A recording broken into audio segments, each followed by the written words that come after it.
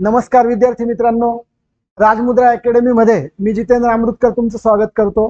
आपण राजमुद्रा अकॅडमी कडनं जी राज्य सेवेच्या पूर्व परीक्षेसाठी टेस्ट सिरीज राबवत आहोत, त्या टेस्ट सिरीज मधला जो काही पहिला पेपर आहे सीसॅट, त्याविषयीशी आपण ॲनालिसिसच्या सेक्शनकडे जातोय। यामध्ये आपण सीसॅटचे पॅसेजेस, जे आपल्याला कल्पना आहे की जवळपास 10 पॅसेजेस म्हणजे 125 मार्क्सला त्याचं वेटेज आहे, आणि शिवाय डिसिजन मेकिंगचे आणि प्रॉब्लेम सॉल्व्हिंगचे जे काही 5 प्रश्न आहे त्या अनुषंगाने आज आपण या लेक्चर मध्ये चर्चा करणार आहोत। आपण आता सीसॅटच्या 10 पॅसेजेस पैकी पहिल्या पॅसेजच्या ॲनालिसिस कडे सुरुवात करतोय। तुम्ही एक काम करा, पटकन आता जी प्रश्नपत्रिका तुमच्या समोर आहे, जी आहे आता किंवा नसेल तर तुमच्या समोर ठेवा, आणि जिथे जिथे मी तुम्हाला सांगेल तिथे तुम्ही इथे बघा, म्हणजे जेणेकरून तुम्हाला आयडिया येईल की याचं उत्तर या ठिकाणी आहे। आणि तुम्ही पूर्वी सोडवलेली असल्यामुळे तुम्हाला साधारणपणे पॅसेज मध्ये काय आहे याची आयडिया तर आलेलीच असेल, तरी पण उत्तर का चुकताय किंवा का बरोबर येत आहे या सगळ्या गोष्टींची चर्चा आज होणं अत्यंत गरजेचं आहे। या अनुषंगाने आपण या ठिकाणी सगळं लिखित स्वरूपात दिलेलं आहे, तरी पण त्याच्यावर आपल्याला या ठिकाणी चर्चा करणं गरजेचं आहे, जेणेकरून पुढच्या सेट मध्ये आणि जसं आपण आता पुढे सेट घेणार आहोत त्याच्यात आपला स्कोअर कसा वाढेल, आपला पॅसेजेस कडे पाहण्याचा दृष्टिकोन कसा बदलेल आणि तो कसा पॉझिटिव्ह होईल, आपला स्कोअर कसा वाढेल, या सगळ्या प्रयत्नातून आपण कसं त्या कट ऑफ पर्यंत पोहोचू हा अकॅडमीचा उद्देश आहे। हा उद्देश समोर ठेवून आपण या ठिकाणी आज सुरुवात करतोय। पहिल्या पॅसेजच्या पहिल्या प्रश्नाकडे वळू आपण। तर पहिला प्रश्न विचारला होता बघा, आपण आता पटकन काय करा, प्रश्नपत्रिका समोर ठेवा। लेखकाच्या मते हिंदू लोक गरीब आणि अज्ञानी आहेत, याची कारण काय सांगता येतील? तर हिंदू लोक गरीब आणि अज्ञानी आहेत। तर जर तुम्ही पॅसेज पाहिला तर सुरुवातीच्या 2-3 ओळींमध्ये बघा, तुम्हाला लक्षात येईल की सांप्रत काळी हिंदू लोक गरीब आहेत आणि अज्ञानी आहेत, हे पहिल्या ओळीत क्लिअर केलंय। आणि त्यानंतर ते पुढे म्हणतात की संपदा आणि ज्ञान, दुसऱ्या ओळीत बघा, हे दोन्ही जोपर्यंत यास आपली परिस्थिती कळली नाही तोपर्यंत प्राप्त होणार नाही। म्हणजे थोडक्यामध्ये ज्ञान आणि संपदा या दोन गोष्टी तेव्हाच प्राप्त होणार जोपर्यंत त्याला स्थिती कळत नाही। आणि जरी हा देश उत्तम प्रकारचे उत्पन्न करणारा व धनधान्य समृद्धी करता आहे, तरी या लोकांस त्याचे फळ नाही। फळ नाही म्हणजे त्याला त्या ठिकाणी त्याचं या ठिकाणी फळ मिळत नाही, म्हणजे तो गरीबच राहतोय, हे एक। आणि अजून जर तुम्हाला तिसऱ्या पॅराग्राफ मध्ये आले तर मध्यभागी बघा, जर विद्या व ज्ञान येणे करून म्हणजे प्राप्त करून आपले दारिद्र्य कमी केले, बघा, विद्या आणि ज्ञान येणे करून दारिद्र्य कमी केले, या ठिकाणी काय म्हणता येते? विद्या, बघा या एक्झॅक्ट ओळी कुठे सापडताय आपल्याला? तिसऱ्या पॅराग्राफ मध्ये आपल्याला मध्यभागी सापडताय। जर विद्या व ज्ञान, विद्या व ज्ञान येणे करून प्राप्त करून आपले दारिद्र्य कमी केले, बरोबर, आपले दारिद्र्य कमी केले। म्हणजे थोडक्यामध्ये पॅसेजच्या आधारावर आपल्याला जनरल बाहेर काय माहिती आहे याच्याशी काही घेणं देणं नाही। पॅसेजच्या आधारावर जर आपल्याला बोलायचं असेल तर त्या ओळींना आपल्याला टार्गेट करायला लागेल, आणि मग विद्या व ज्ञान येणे करून आपल्याला दारिद्र्य कमी करता येणार आहे। आणि प्रश्न मग पॅसेज मध्ये विचारला होता की लेखकाच्या मते हिंदू लोक गरीब आणि अज्ञानी का आहेत किंवा ते दारिद्र्य का आहे? तर विद्या व ज्ञान यांचा अभाव, बरोबर। मग पहिला पर्याय काय आहे? संपदा व ज्ञान यांचा अभाव। संपदा म्हणजे नॉलेज, ज्ञान म्हणजे थोडक्यामध्ये परिच्छेदातील सुरुवातीच्या ओळींमध्ये आणि थर्ड पॅरेग्राफच्या मध्यभागी ह्या ज्या काही ओळी दिसत आहेत याच्या अनुषंगाने आपण ही गोष्ट क्लिअर करू शकतो, कारण आपल्याला या गोष्टी लक्षात घ्यायच्या आहेत। ठीक आहे, आता पुढच्या पॅराग्राफ मध्ये बघा, आपल्या पुढच्या प्रश्नामध्ये बघा की वरील उतार्यास योग्य शीर्षक द्या। शीर्षक देताना पूर्ण पॅसेजचा विचार करायचा आपल्याला, आणि पूर्ण पॅसेजचा विचार केला तर संपूर्ण पॅसेज मध्ये ज्ञान याविषयी चर्चा केलेली आहे की ज्ञान आल्याने काय होईल, ज्ञान न आल्याने काय होईल, गरीब का आहोत, श्रीमंतांनी काय केलं पाहिजे। तो संपूर्ण पॅसेज जो आहे तो ज्ञानाच्या अवतीभोवती फिरतोय। म्हणून ज्या उताराला शीर्षक जे प्राप्त होतं ज्ञान हाच उपक्रम, कारण पहिलं दिलेलं आता हिंदू लोकांचे दारिद्र्य, आता केवळ दारिद्र्यावर या ठिकाणी बोललेलं नाही, ज्ञानावर बोललंय। मग जर तुम्ही दारिद्र्य निवडलं तर ज्ञान, ज्याच्यावर सकारात्मक बोलतोय लेखक ते बाजूला राहील, आणि शहाणपणाशिवाय प्रगती नाही. हे पण थोडंसं आपल्याला मिळतं जुळतं होत होतं, परंतु ज्ञान हा पराक्रम. तर पॅसेजच्या मध्यभागी आपल्याला कुठेतरी ज्ञान प्राप्त करून पराक्रम करावा. आता ही ओळ वाचली ती बघा आपण, विद्या व ज्ञान येणे करून दारिद्र्य कमी करावं. त्याच्या शेजारी बघा, ज्ञान जेथे आहे तेथे सर्व पराक्रम आहे. काय म्हणतो लेखक? जिथे ज्ञान आहे तेथे सर्व पराक्रम आहे. म्हणजे ज्ञान आणि पराक्रम हे कुठेतरी पॅसेज मध्ये पण दिलंय. आता तिथे दिलंय म्हणूनच आपण घेतोय असं नाहीये मित्रांनो. तर साधारणपणे या ठिकाणी पॅसेजचा जो संपूर्ण मूड आहे किंवा रोख आहे, टोन आहे, तो कुठेतरी ज्ञानाशी रिलेटेड आहे. आणि तो पराक्रम हे का प्राप्त करायचं आपल्याला, जेणेकरून आपल्याला या ठिकाणी पराक्रम काहीतरी व्हावं आपल्याकडनं सकारात्मक, हा हेतू आहे. म्हणून दुसऱ्या प्रश्नाचं उत्तर आहे आपल्याला 4 नंबरचं येणेकरून घ्यावं लागेल. ठीक आहे, पुढच्या प्रश्नाकडे आपण या ठिकाणी आता जाऊया. बघा, हे इरेज करू आपण आता. आता प्रश्न तिसरा बघा, प्रश्न तिसरा. आता प्रश्न तिसरा, आता प्रश्न नाही, आपण प्रश्न तुमच्या समोर आहे म्हणून ते इथे लिहून आपण त्या ठिकाणी नाही केलं, आपण डायरेक्ट उत्तर या ठिकाणी आहे म्हणून तुम्हाला मी प्रश्नपत्रिका समोर ठेवायला लावली आहे. तर ती प्रश्नपत्रिकेमधला आता तिसरा प्रश्न बघा. तर श्रीमंत लोकांकडून लेखकाची काय अपेक्षा आहे? श्रीमंत लोकांकडून लेखकाची काय अपेक्षा आहे? बरोबर, म्हणजे श्रीमंत लोक आहे, यांनी काय केलं पाहिजे? आता श्रीमंत लोकांकडे काय असतं? धन असतं. हे तर आपल्याला न सांगता पण सांगता येईल त्यांनी काय केलं. पण फक्त पॅसेजच्या आणि लेखकाच्या मतेच आपलं वैयक्तिक बाहेरचं मत ते काही मांडायची इथे गरज नाही. म्हणून आपण पॅसेजला या ठिकाणी टार्गेट करतोय. बरोबर, तर याच्यामध्ये बघा, जो पर्याय निवडलेला आहे तो 3 नंबरचा आहे. तो पर्याय वाचतो मी पहिले बघा. तर संपत्ती खर्चून श्रीमंतांनी काय करायचंय? श्रीमंतांनी पैसे खर्च करायचे आणि काय करायचे? ते विलायतेतील ज्ञान व कला कौशल्य इकडे आणावे. विलायत म्हणजे फॉरेन मध्ये जावं आणि तिकडचे ज्ञान कला कौशल्य इकडे आणावे. तिथलं नॉलेज असेल, कला कौशल्य असतील ते इकडे आणावे. आता बाकीचे पर्याय काय होते बघा? पराक्रम करून सामर्थ्य प्राप्त करावे, हे त्यांनी सर्वांना म्हटलं आहे, केवळ श्रीमंतांना नाही. इंग्रजांना दूषणे देत राहावे, हे तर योग्य नाहीच आहे, निगेटिव्ह स्टेटमेंट आहे ते आणि ते लागू होत नाही. आणि संपत्तीचा संचय करून समर्थ व्हावे. श्रीमंत आहेत ते, त्यांना संचय करायची गरज नाही. आता पॅसेज काय म्हणतो बघा. तर साधारणपणे हे जे उत्तर शेवटच्या परिच्छेदामध्ये म्हणजे पॅरेग्राफच्या सुरुवातीच्या ओळींमध्ये स्पष्टपणे दिलंय. त्या ओळी मी वाचतोय, समोर तुम्ही प्रश्नपत्रिका ठेवलेली आहे बघा. आता या देशातील लोकांनी विलायतेस जावे. 1 2 3 4 चौथ्या आणि शेवटच्या पॅरेग्राफ मध्ये पहिली ओळ वाचली मी की या ठिकाणी लोकांनी विलायतेत जावे, तेथे वस्ती करावी, विद्या शिकावी.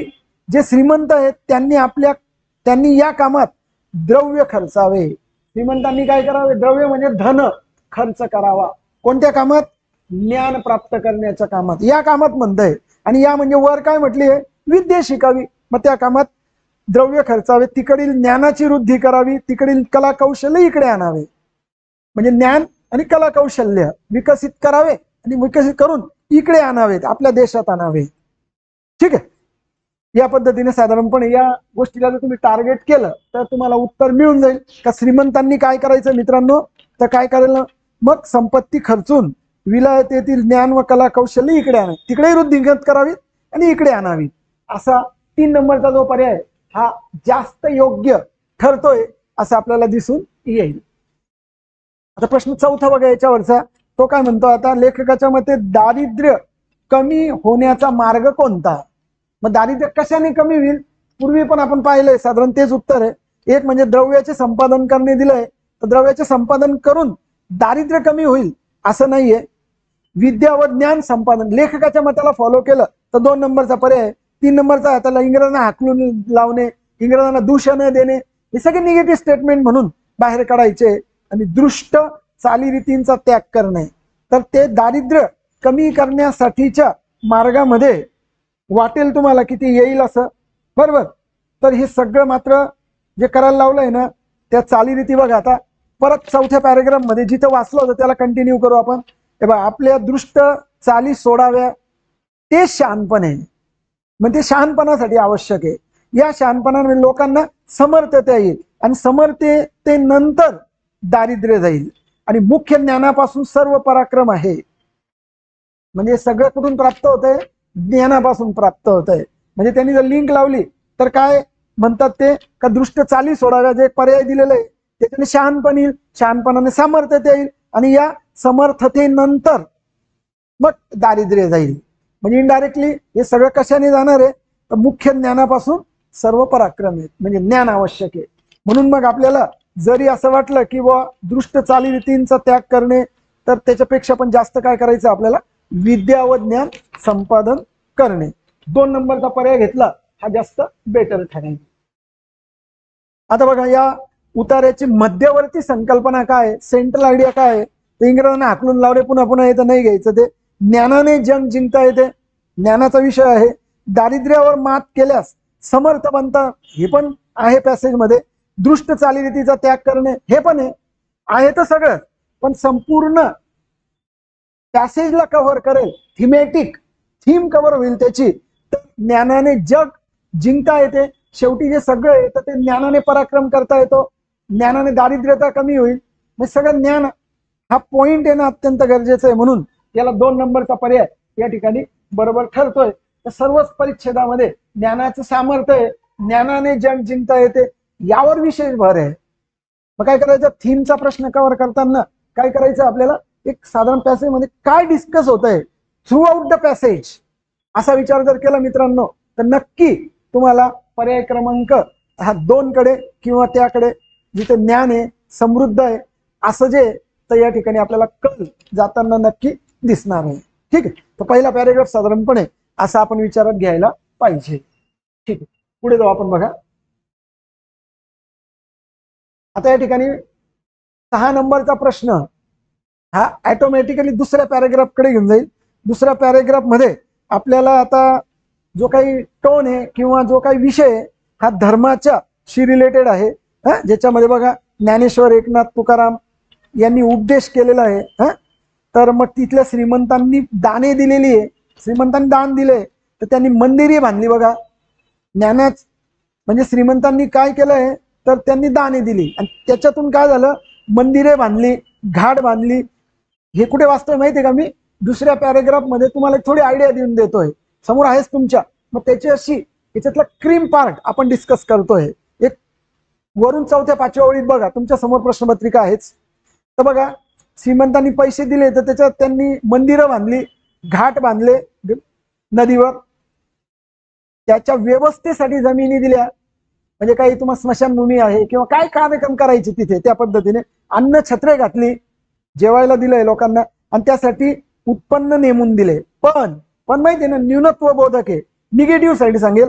पण रुग्णालयांसाठी, पाटबंधाऱ्यांसाठी, शेती सुधारण्यासाठी, तुरुंग सुधारण्यासाठी, अस्पृश्यांच्या कल्याणासाठी, पुण्यासाठी, अस्पृश्यांच्या उन्नतीसाठी कोणी दाने दिली नाहीत.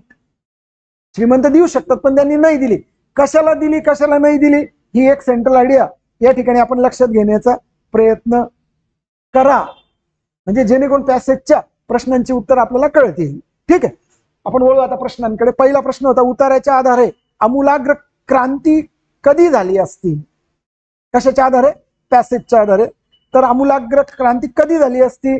तर आपण जे ओळी वाचल्या ना त्याच्या पुढेच बघा इथे काय दिलं बघा, परिच्छेदामध्ये दिलेल्या माहितीप्रमाणे ती माहिती काय सांगते आपल्याला की या ठिकाणी क्षणाला कळवळा येऊन आपण त्यांना थोडे द्रव्य देण्याने प्रश्न सुटत नाही. कोणाला? जे दरिद्री गरिबी त्यांना, की तुम्हाला दया माया आली पैसे देऊन टाकले थोडे, हे क्षणिक मदत आहे, याच्याने तात्पुरता प्रश्न सुटेल. तर त्याच्याने हे पॅसेजच्या ओळीत या असे म्हटले. म्हणून आता या ठिकाणी बघा, आपण पॅरेग्राफ मध्ये या प्रश्नाचं उत्तर घ्यायचं असेल तर एक्झॅक्ट आपण पहिल्या पॅरेग्राफ मध्ये पेज नंबर 2 दिसते आपल्याला, त्याच्या सगळ्यात खाली जाऊ. बघा त्या ठिकाणी काय दिलंय बघा, या क्षणाला कळवळा येऊन, या क्षणाला कळवळा, याच ओळी एक्झॅक्ट वाचतोय बघा मी. ते या क्षणाला कळवळा येऊन त्यांना थोडे द्रव्य देण्याने त्यांचा प्रश्न सुटत नाही, तो सोडवण्याकरता काही प्रयत्न केला पाहिजे अशी भावना कोणाच्या चित्रात येथे उदित झाली नाही, कोणाच्या पाहण्यात आली नाही. ती झाली असती म्हणजे गरिबांमध्ये आमूलाग्र बदल घडून तात्पुरती मदत करण्यापेक्षा आमूलाग्र बदल घडून आणण्याकरताची बुद्धी जर आली असती तर नक्कीच त्या ठिकाणी आमूलाग्र क्रांती झाली असती. प्रश्न आहे, लेखकाच्या मते आमूलाग्र क्रांती कधी झाली असती? तर 1 नंबर आहे बघा, दाणे देणाऱ्याच्या मनात कळवळा येऊन द्रव्य देण्याने. तात्पुरतं होईल. दाणे देणाऱ्याच्या मनात दिनांची कायमची उन्नती व्हावी ही भावना निर्माण झाला, बरोबर आहे. आणि दाणे देणाऱ्यांनी पार लौकिक कल्याणासाठी पुण्यासाठी दाणे दिल्यास, म्हणजे जर त्याने पार लौकिक कल्याणासाठी आणि पुण्यासाठी म्हणजे केवळ पुण्यासाठी करत असेल मग तात्पुरती मदत करेल तो. मग त्याच्याही पेक्षा काय करायचं, फक्त ब नंबरचं विधान घ्यायचंय. आणि फक्त ब नंबरचं विधान घेतलं तर ते ब म्हणजे 2 असं नाही मित्रांनो, ते 1 नंबरला दिलेलं आहे. म्हणून 1 नंबरचा जो पर्याय हा बरोबर ठरतोय 1 नंबरचा. पुढचं बघा आता, इथल्या श्रीमंतांनी कशासाठी दाने दिली? थोडं फॅक्च्युअल आहेत काही प्रश्न. पहिला सेट आहे, अशी काठिण्य पातळी पुढे पुढे जाणार आहे, सोप्यापासून कठीणाकडे जाऊ आपण. तर बघा, परिच्छेदानुसार श्रीमंतांनी रुग्णालयांसाठी, पाटबंधाऱ्यांसाठी, वाचा त्या ओळी वाचल्या आपण, शेती सुधारण्यासाठी, तुरुंग सुधारण्यासाठी, अस्पृश्यांच्या उन्नतीसाठी कोणी दाने दिली नाही. कशासाठी दिलीत? पाट बांधणे, घाट बांधणे, पाटणे घाट बांधणे, काय काय बघा, अन्न छत्रे. कशासाठी दिली, कशासाठी नाही दिली अशी जर यादी केली तर कशासाठी दाणे दिली याच्यासाठी दिलेली नाही, म्हणून मग ते इलिमिनेट करायचे. मग मंदिरे बांधण्यासाठी दिली, हो, अ नंबर बरोबर. पाट बांधण्यासाठी नाही दिली, स्पष्ट म्हटलंय, म्हणून ब चूक. घाट बांधण्यासाठी दिली आहे म्हणून क पण बरोबर. आणि शेती सुधारण्यासाठी दिलेली नाहीये, जे नाहीये ना ते लिहून काढलंय इथं, म्हणून ब आणि ड चुकीचं आहे. आणि काय बरोबर आहे मग, कारण आपलं बरोबर निवडायला मग अ आणि क चा पर्याय निवडायचा आहे. अ मध्ये मंदिरे बांधण्यासाठी, क मध्ये घाट बांधण्यासाठी आहे, म्हणजे अ आणि क. हे उत्तर साधारणपणे ज्या ओळी वाचल्या त्यावरून 5व्या 6व्या ओळीमध्ये हे मॅटर आपल्याला या ठिकाणी दिसते, म्हणून हा 3 नंबरचा पर्याय बरोबर ठरतोय. ठीक आहे, पुढे बघा आता चौथा प्रश्न बघा, परिच्छेदानुसार पाश्चात्य समाज उत्कर्ष पावला तर काय होणार आहे बघा. परिच्छेदानुसार प्रश्न वाचू पहिले आता. पाश्चात्य समाजाचा विकास म्हणजे फॉरेन कंट्रीज आहे, तिथला जो विकास झालेला आहे तो कोणत्या कारणामुळे झाला आहे असं तुम्हाला वाटतं? असं लेखकाने म्हटलंय, ते निवडायला आपल्याला या ठिकाणी लावलेलं आहे. बरोबर. आता पाश्चात्य समाजाकडे जर वळलात तर जिथे आमूलाग्र बदल झाला असता, हा 2 पेजवरची शेवटची ओळ आहे त्याच्या शेजारी कंटिन्यू बघा, पाश्चात्य समाज उत्कर्ष पावला. एक्झॅक्ट काय म्हटलंय बघा, काय, पाश्चात्य समाज उत्कर्ष पावला तो त्या समाजाच्या धर्मबुद्धीला हे वरण मिळाले म्हणून. हे म्हणजे काय, जे मागे डिस्कस केलंय की गरिबांच्या, दारिद्र्यांच्या उन्नतीसाठी कायम विकास व्हावा या हेतूने, म्हणून तुम्हाला त्या ठिकाणी ती ओळ घ्यावा लागेल का, जे पाश्चात्य समाज उत्कर्ष पावला तो त्या समाजाच्या धर्मबुद्धीला. हे आता हे वळण जे आहे याचा अर्थ काय होतो मित्रांनो, की हे वळण म्हणजे कोणतं, की दारिद्र्यांच्या कल्याणासाठी कायमस्वरूपी योजना तयार केल्या, तात्पुरती मदत न करता, जे आपल्या लोकांनी केलंय. आणि मग पुढे रॉकफेलर वगैरे असं जगप्रसिद्ध असलेल्या व्यक्तीचं नाव दिलं होतं. म्हणून पर्याय क्रमांक आपल्याला जो घ्यावा लागेल मित्रांनो तो बघा, 8 नंबरच्या प्रश्नामध्ये काय करायचंय, तर पाश्चात्य समाजाचा विकास कोणत्या कारणामुळे झाला? तर 1 नंबर अतिशय श्रीमंत असल्यामुळे नाही, असेल पण आपल्या पॅसेजमध्ये काय दिलंय त्याचा विचार करायचा आपल्याला. तर धनाचा संचय केल्यामुळे नाही, मोक्ष प्राप्तीमुळे अजिबात नाही, आणि मग काय, धर्मबुद्धीला योग्य न्याय मिळाल्याने. धर्मबुद्धीला हे वळण, हे म्हणजे योग्य वळण, आणि हे म्हणजे कोणतं, जे मागे दिलं होतं किंवा दारिद्र्यांच्या कल्याणासाठी कायमस्वरूपी तोडगा त्या ठिकाणी त्यांनी काढला आहे. ठीक आहे, तर मग तुम्ही 8 नंबरच्या प्रश्नाचं उत्तर हे 4 नंबरचं घेणं अपेक्षित होतं. चला पुढे जाऊ आता. बघा आता या ठिकाणी 9 नंबरचा प्रश्न बघा, आता ह्याच पॅसेजशी रिलेटेड आहे. काय, आता जॉन रॉकफेलर, जे पुढे उदाहरण दिलंय पाश्चात्याचं, जिथे थांबलो होतो आता तिथे आपल्याला वाचावं लागेल. आता यांचा दान करण्याचा हेतू काय होता? 1 नंबर धर्माचा विकास करणे. बघा, होता का? श्रीमंतांचा विकास करणे अजिबात नाही ना, गरिबांचा विकास करणे. असू शकतं संपूर्ण विश्वातील मानव जातीचा विकास करणे. आता ओळी वाचू बघा आपण. रॉक फेलर हे नाव आता जगप्रसिद्ध झालंय. त्यांनी केलेले दान या प्रकारचे नवकोट नारायण हा पण त्यांना थिटा पडेल वर्ण, एवढा श्रीमंत माणूस होता. शेवटच्या 2 ओळीत बघा आता. धर्मसंस्था या सर्वांना त्याने कोटी कोटी रुपयाचे दान केले. या दानामध्ये मानव जातीचे कल्याण, काय शब्दप्रयोग केला आहे, मानव जातीचे कल्याण. बघा आता याच्यामध्ये मानव जातीचे कल्याण आणि मानव जातीच्या कल्याणामध्ये आपल्याला काय गरीब श्रीमंत सगळे, म्हणजे तिथं असं काही त्याने भेदभाव नाही ठेवलाय. सगळ्यांचा हेतू, त्याचा जो हेतू होता की जगाचं कल्याण व्हावं. आणि त्याच्यामुळे मग तुम्हाला जो पर्याय निवडायचा आहे तर तो संपूर्ण विश्वातील मानव जातीचा जो पर्याय क्रमांक 4 आहे. 9 नंबरच्या प्रश्नाचं उत्तर हे 4 नंबर घेणं हे अत्यंत गरजेचं होतं. ठीक आहे. या पॅरेग्राफ मधला शेवटचा प्रश्न बघा. वरील उतार्याला योग्य शीर्षक द्या. 1 नंबर होतं धर्मशक्तीचा विकास नाही. धर्मशक्तीचा विकास नाही करायचा आहे. सामाजिक अभ्युदय, समाजाचा उगम किंवा अभ्युदय. अस्पृश्यांची प्रगती, पर्टिक्युलर अस्पृश्यांची पण नाही म्हटलंय त्यांनी, सामाजिक पण नाहीये, धर्मशक्ती पण नाही. खरं म्हणजे एक पण योग्य नाही असा पर्याय आपण निवडला तर योग्य होईल. कारण याच्यामध्ये ना मानव जातीचं कल्याण हे बघा हेच महत्वाचं आहे. म्हणजे याच्यात पण तुम्हाला एक सामाजिक अभ्युदय हे योग्य वाटतंय. ठीक आहे. सामाजिक अभ्युदय. आता अभ्युदयचा अर्थ काय आहे, उदय. उदय म्हणजे काय, भरभराट, उत्कृष्ट, उत्कर्ष. तर मग एक शेवटची ओळ आहे बघा, त्याच्यावर आपण स्टिक करू. थोडस मानव जातीचं कल्याण हे पण योग्य वाटत होतं पण ठीक आहे. शेवटच्या ओळींमध्ये काय बघा, तर दानामध्ये मानव जातीचे कल्याण हा एक हेतू होता आणि अखिल विश्वातला मानव हे त्याचे लक्ष होते. अखिल विश्वाची माय हे घर असं म्हणून त्यांनी त्या ठिकाणी टार्गेट केलं होतं. ठीक आहे. तर पर्याय क्रमांक 2 आपण एक आपल्याला योग्य म्हणून घेता येईल की सामाजिक अभ्युदय म्हणजे समाजाचा उत्कृष्ट आणि त्याच्यामध्ये मग गरीब जातीचे वगैरे सगळं कव्हर होऊन गेलं. म्हणून तुम्हाला 10 नंबरच्या याचं उत्तर जे तर ते 2 नंबरचं जो आहे सामाजिक अभ्युदय ते चालेल. ठीक आहे. आणि याच्यापेक्षा अजून चांगलं जर सजेस्ट करता आलं असतं तर मानव जातीचे कल्याण, पण ठीक आहे त्याच्यापेक्षा मग आपल्याला सामाजिक अभ्युदय हे योग्य ठरेल, काही प्रॉब्लेम नाही. तिसऱ्या पॅरेग्राफचा विचार करू आपण.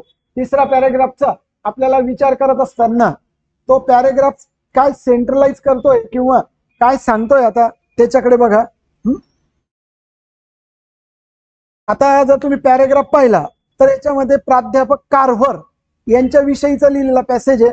ते काय म्हणतात की निसर्गाच्या, दुसरी ओळ वाचतोय बघा, प्रेमात कन्सेंट. आयडिया घेऊ आपण, जरी तुमच्या पुढे ते आहे मी डायरेक्ट तुम्हाला उत्तर सांगेल ते तर सांगतोच आहे, पण तत्पूर्वी अजून काही गोष्टी आपल्याला जर डिस्कस करता आल्या तर ते आपण करतोय. म्हणजे चांगलं आपल्याला करेक्ट उत्तर हेच का हे जज करायला मदत होणार आहे.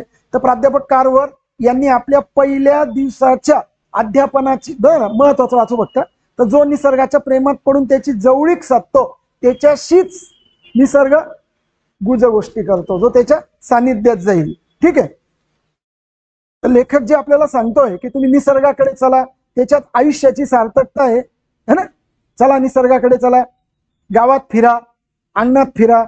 मग त्यांनी एक प्रयोगशाळेचं वर्णन केलंय त्याच्यामध्ये आणि त्या प्रयोगशाळेमध्ये उपकरण गोळा करायला त्यांना गावभर पाठवलं मुलांना आणि त्याच्यातली प्रत्येक गोष्ट या ठिकाणी उपयोगाला पडलेली आहे. मग त्याच्यामध्ये रॉकेलचा दिवा चकचकीत घासलेला होता, त्याची काजळी काळी कुळकुळीत केलेली आणि त्या काचेवर मध्यभागी वाचतोय बघा मी दुसऱ्या पॅरेग्राफच्या दुसऱ्या तिसऱ्या ओळीत. तर त्यांनी त्याचा उपयोग काय केला, एक असं बारीकसं वर्तुळ केलं आणि त्याला तिथून उजेड जाईल असं तो मायक्रोस्कोपवर त्यातला प्रखर उजेड त्यांनी केलाय. आणि मग विद्यार्थी जे होते त्यांचे विद्यार्थी प्राध्यापक कारव्हर यांचे, तर ते शेती सुधारण्याच्या कामाला गेले काही आणि जे जिथे गेलेले ते एक ओळ बघा पेज नंबर 4च्या खालून दुसरी ओळ बघा, जिथे जिथे त्यांनी साधनांचा अभाव कधीच बाऊ केला नाही की आमच्याकडे नाही बो साधनं आहे, त्या साधनांमध्ये खूप जास्त कव्हर करण्याचा प्रयत्न केला. केवळ महागडी आणि अत्याधुनिक साधनं वापरून यश मिळवता येतं असं नाही, खालून दुसरी ओळ आहे बघा 4 नंबर पेजवर. तर हे त्यांना पुरतेपणे अनुभवायला आलं की काय खूप श्रीमंत आणि खूप मोठ्या वस्तूच पाहिजे असं काही नाही. तर सर्वसामान्य गोष्टींचं यश असामान्य कसं होईल ते पहा. पुढच्या पेजवर बघा आता पहिली ओळ. तर ज्यामुळे आपल्या बांधवांच्या थाळ्या अन्नाने भरतील हे महत्वाचं समजा. आपल्या शिक्षकांचा हा संदेश त्यांचे विद्यार्थी कधीच विसरले नाही की आपल्या बांधवांच्या थाळ्या अन्नाने भरा, द्या त्यांना जेवायला, असंच मेसेज याच्यामध्ये. आता बघा पहिला प्रश्न होता मायक्रोस्कोपवर प्रखर उजेड घेण्यासाठी प्रयोग करत असताना कार्व्हरने कशाचा उपयोग केला. 1 आहे शाईची दौत, 2 आहे चहाचा कप, 3 आहे रॉकेलचा दिवा आणि 4 नंबर आहे फुटक्या बाटल्या. पर्याय क्रमांक 2 नंबर या ठिकाणी काय दिलं बघा. तिसऱ्या परिच्छेदानुसार मायक्रोस्कोपवर प्रखर उजेड घेण्यासाठी प्राध्यापक कार्व्हर यांनी जुना रॉकेलचा दिवा काय वापरलाय. त्यांनी जुना रॉकेलचा दिवा वापरलाय म्हणून इथं चुकून झालं बघा. पर्याय क्रमांक 3 बरोबर आहे. पर्याय क्रमांक 3 उत्तर पाहिजे आपल्याला. ठीक आहे. तर पर्याय क्रमांक 3 का बरं माहिती आहे. कारण रॉकेलचा दिव्याला त्यांनी काय केली, काजळी लावली त्याच्या काचेवर, तिथे एक बाजूला पुसलं, लिहिलं त्याच्यामध्ये आणि तिथून मायक्रोस्कोपवर काय केला, उजेड पाडलाय. म्हणून पर्याय क्रमांक 3 बरोबर आहे. ठीक आहे, हे आपण समजून घेऊ शकतो. चला आता बघा पुढचा जो प्रश्न होता त्याच्यात काय विचारलंय. टाकाऊ वस्तूंपासून उभारलेल्या प्रयोगशाळेतून कार्व्हर यांनी कोणता संदेश दिला जगाला, त्यांच्या विद्यार्थ्यांना. टाकाऊ पदार्थापासून उभारलेल्या प्रयोगशाळेतून काय पहिलं आहे. समाजाची सेवा करून यश मिळवता येतं, हे चुकीचं नाही. प्रयोगशाळेची उभारणी करून यश मिळवता येतं, काही प्रॉब्लेम नाही. निसर्गाशी एकरूप होणं गरजेचं आहे, चुकीचं काहीच नाही, सगळ्यात जास्त बरोबर घ्यायचं आपल्याला. तर सामान्य गोष्टीतूनही असामान्य यश मिळवता येतं, हा सगळ्यात करेक्ट मेसेज इथून आहे. शेवटच्या पॅरेग्राफ नुसार बघा, सामान्य गोष्टीतूनही असामान्य यश मिळवता येतं हे स्पष्ट होतंय. म्हणून हा जो पर्याय आहे तर हा फक्त आपल्याला ड नंबरचा घ्यायला लागेल, कारण तेवढ्याच ओळींना आपल्याला टार्गेट करायचंय. तर बघा 4 नंबर पेजवर ज्या ओळी वाचल्या होत्या परत एकदा वाचतो. खालून दुसरी ओळ बघा. केवळ महागडी व अत्याधुनिक साधनं वापरून यश मिळवता येत नाही हे त्यांनी पुरतेपणे अनुभवलं होतं. आणि सर्वसामान्य गोष्टींचं यश असामान्य कसं होईल ते पहा. म्हणजेच सामान्य गोष्टीतूनही असामान्य गोष्टी यश मिळवता येतं. साधारणपणे हे त्या गावातून गोळा करून ज्या वस्तू आणल्या होत्या त्या प्राध्यापक कार्व्हर आणि त्यांच्या विद्यार्थ्यांनी प्रयोगशाळा उभारून या जगाला सांगितल्या. म्हणून पर्याय क्रमांक 4 हे या ठिकाणी बरोबर आहे. आता बघा 13 नंबर प्राध्यापक कार्व्हर यांच्या मते जीवनाची सार्थकता कशात दडलेली आहे. जीवन केव्हा सार्थक होईल, शेवटच्या ओळीत आहे बघा. यांच्या मते जीवनाची सार्थकता समाजाच्या सेवेत दडलेली. समाजाच्या सेवेत पाहिजे आपल्याला. म्हणून पर्याय क्रमांक 2 या ठिकाणी घेणं अत्यंत गरजेचं. 2 घेतलं असेल तुम्ही. ठीक आहे. प्रस्तुत उतार्याची मध्यवर्ती कल्पना कोणती आहे. तर प्रस्तुत उतार्याची मध्यवर्ती कल्पना म्हणजेच ती आहे जी आपल्याला प्रयोगशाळेतून संदेश दिलाय त्यांनी. असामान्यातून सामान्य घडवायचं आपल्याला. तर परिच्छेदातील ठीक आहे 14चं उत्तर आपण 13चं समाजाच्या सेवेत हे घेतलंय. चला 13 14 बघा. आता आपल्याला काय करायचंय, पुढे घेऊ म्हणजे स्लाइड आपल्याला कळेल बघा. 14 नंबरच्या प्रश्नाकडे जाऊ. 14 बघा. 14 मध्ये बघा प्रस्तुत उतार्याची मध्यवर्ती कल्पना काय आहे. तर दिलेल्या माहितीनुसार समाजसेवा हाच प्रमुख उद्देश दिसतोय आपल्याला. त्याच्यामुळे आपल्याला समाजसेवा हा घ्यायला लागेल. पहिला होता टाकाऊतून टिकाऊ, ही काही मध्यवर्ती कल्पना नाही. निसर्ग प्रेम बोलले त्याच्यावर, पण जो रोख आहे असामान्य यश मिळवण्यात हे पण ठीक आहे, पण जास्त करेक्ट काय आहे समाज सेवा. कारण शेवटच्या ओळीत त्यांनी ते म्हटलंय की आपल्या बांधवांच्या अन्नाच्या थाळ्या भरा, ज्या भरल्या तरच तुम्हाला या ठिकाणी जीवन सार्थक झालं, यशस्वी झालं. मग तो मेसेज आहे जो शेवटच्या ओळींमध्ये लेखक कव्हर करतो. ठीक आहे.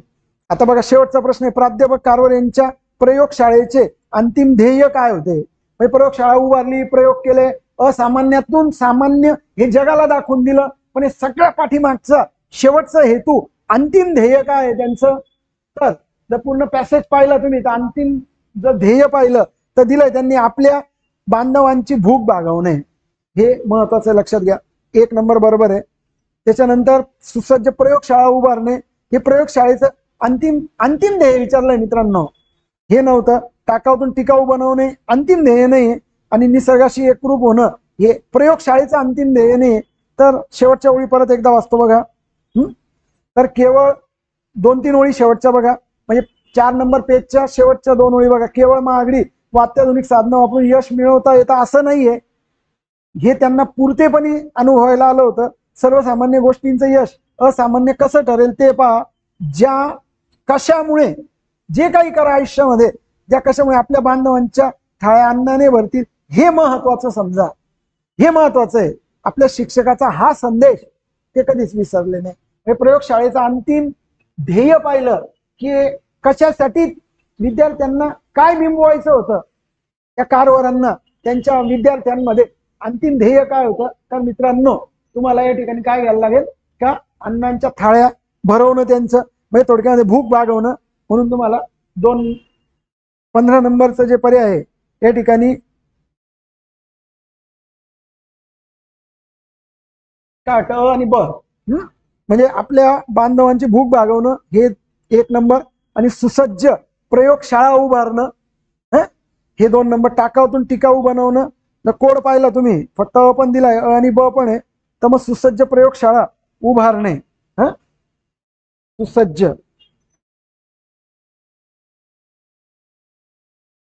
ठीक आहे.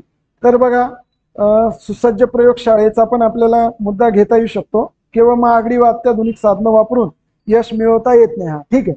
म्हणजे अंतिम ध्येय जरी आहे, 2 गोष्टी या ठिकाणी आपल्याला पैलू प्रकर्षाने लक्षात येतात. शेवटी कोड पण महत्वाचा आहे.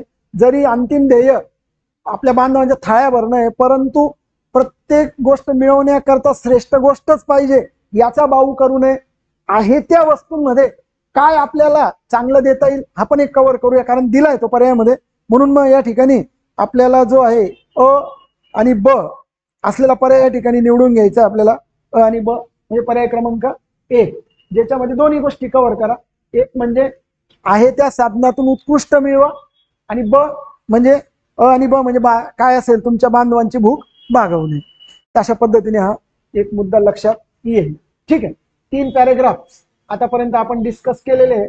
आपण 4थ्या पॅरेग्राफ कडे जाऊ.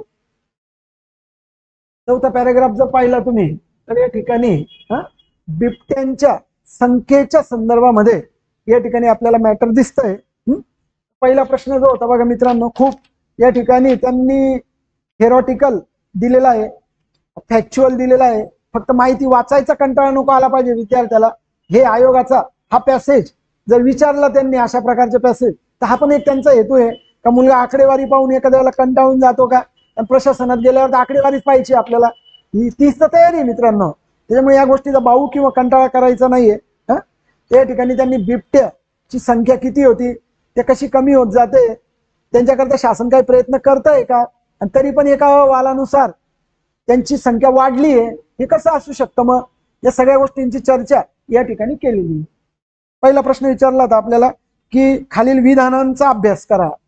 आता याच्यात जे प्रश्न आपण घेतलेत तर हे थोडेसे आता जास्त माहितीचे घेतले, काही फॅक्च्युअल, काही माहितीचे, काही कंटाळा येईल असे, सगळा बॅलन्स आपण केला आहे. जसं पुढे जाणार आहे तसं त्याची काठिण्य पातळी पण आपण डिफिकल्ट करण्याचा प्रयत्न करतोच आहे. हे पण कठीणच आहे, हे काही लगेच सोपं नाही. प्रश्न होता विधानांचा विचार करू विचार आपण. भारतात बिबट्यांची संख्या 1998 ते 1925 या कालावधीत 82% कमी झाल्याचं केंद्रीय पर्यावरण मंत्रालयाने सांगितलंय. कोणी?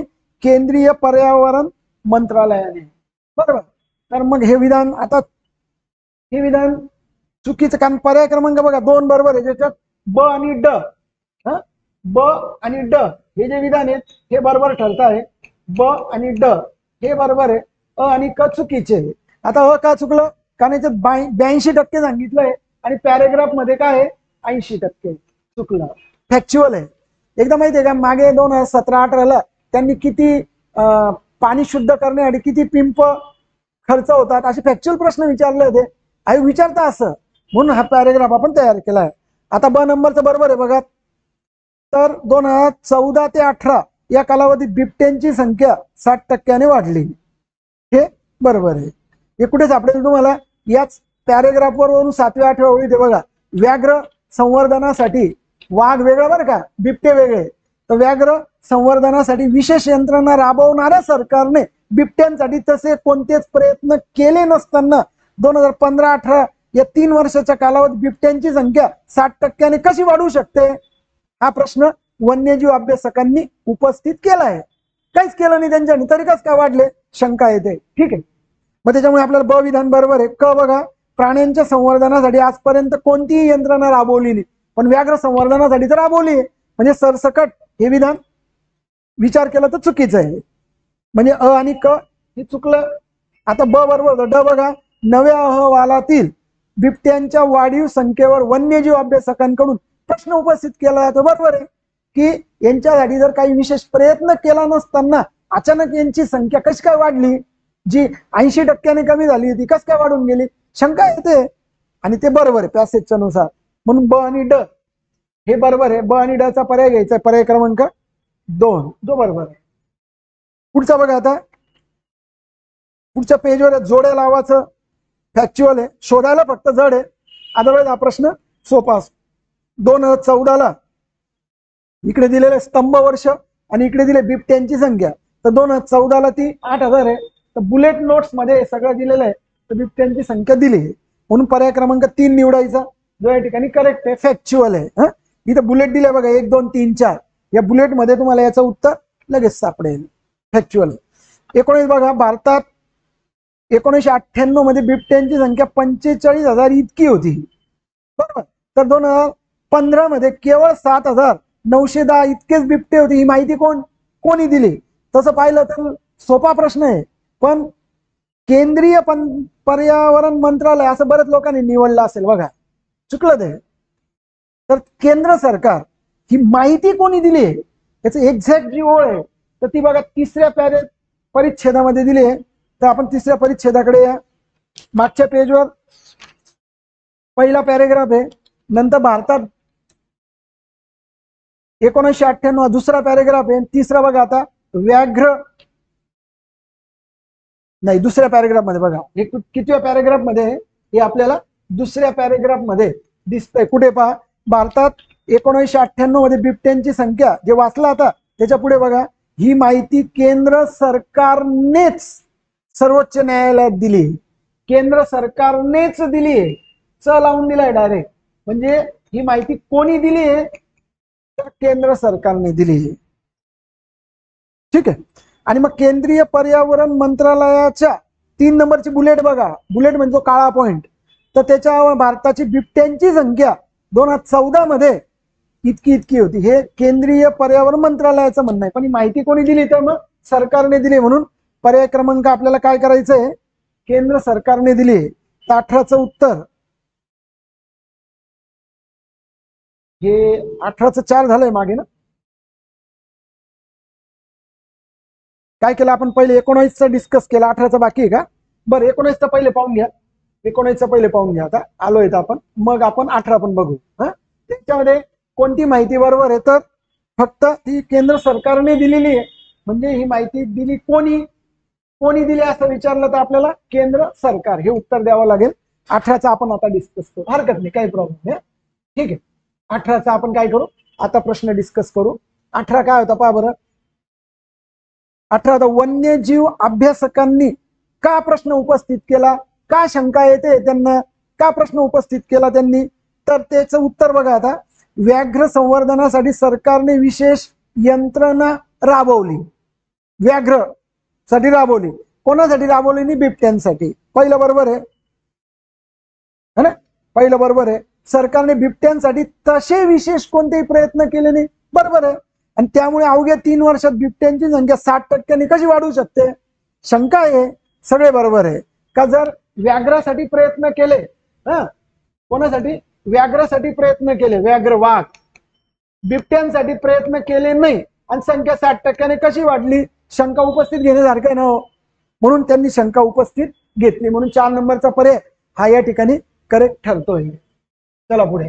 आता पुढच्या याच्यात बघा, या पॅराग्राफ मधला शेवटचा प्रश्न या ठिकाणी येईल 20 नंबरचा, की तो वाचू पहिले. आता खालील विधाने वाचा व योग्य पर्याय निवडा. बिबट्यांच्या संवर्धन व संरक्षणासाठी कोणतेही प्रयत्न झाले नाही. बरोबर आहे. त्यामुळे गेल्या 2 दशकात बिबट्यांची संख्या कमी झाली आहे. बरोबर आहे. व्याघ्रासाठी झाली, बिबट्यांसाठी झाली, त्याच्यामुळे गेल्या 2 दशकात त्यांची संख्या कमी झाली. बरोबर आहे. शेवटच्या परिच्छेदामध्ये या ओळी दिलेल्या आहे बघा, शेवटच्या परिच्छेदामध्ये या ओळी दिलेल्या आहे. तर त्या 3 ओळी वाचू आपण.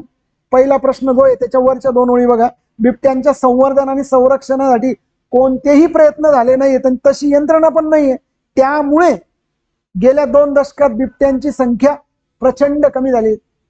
लिहूनच दिलंय डायरेक्ट, त्या ओळीला फॉलो आपल्याला करायचंय, म्हणून आपल्याला पर्याय क्रमांक या ठिकाणी 1 अ आणि ब बरोबर हा योग्य ठरतोय. तर विद्यार्थी मित्रांनो, आतापर्यंत अशा पद्धतीने आपण 4 पॅराग्राफ डिस्कस केले. आता आपण 5व्या पॅराग्राफ कडे जाऊ. 5व्या पॅराग्राफ कडे जाऊ. बघा, तर तुम्ही पाणी घेतो.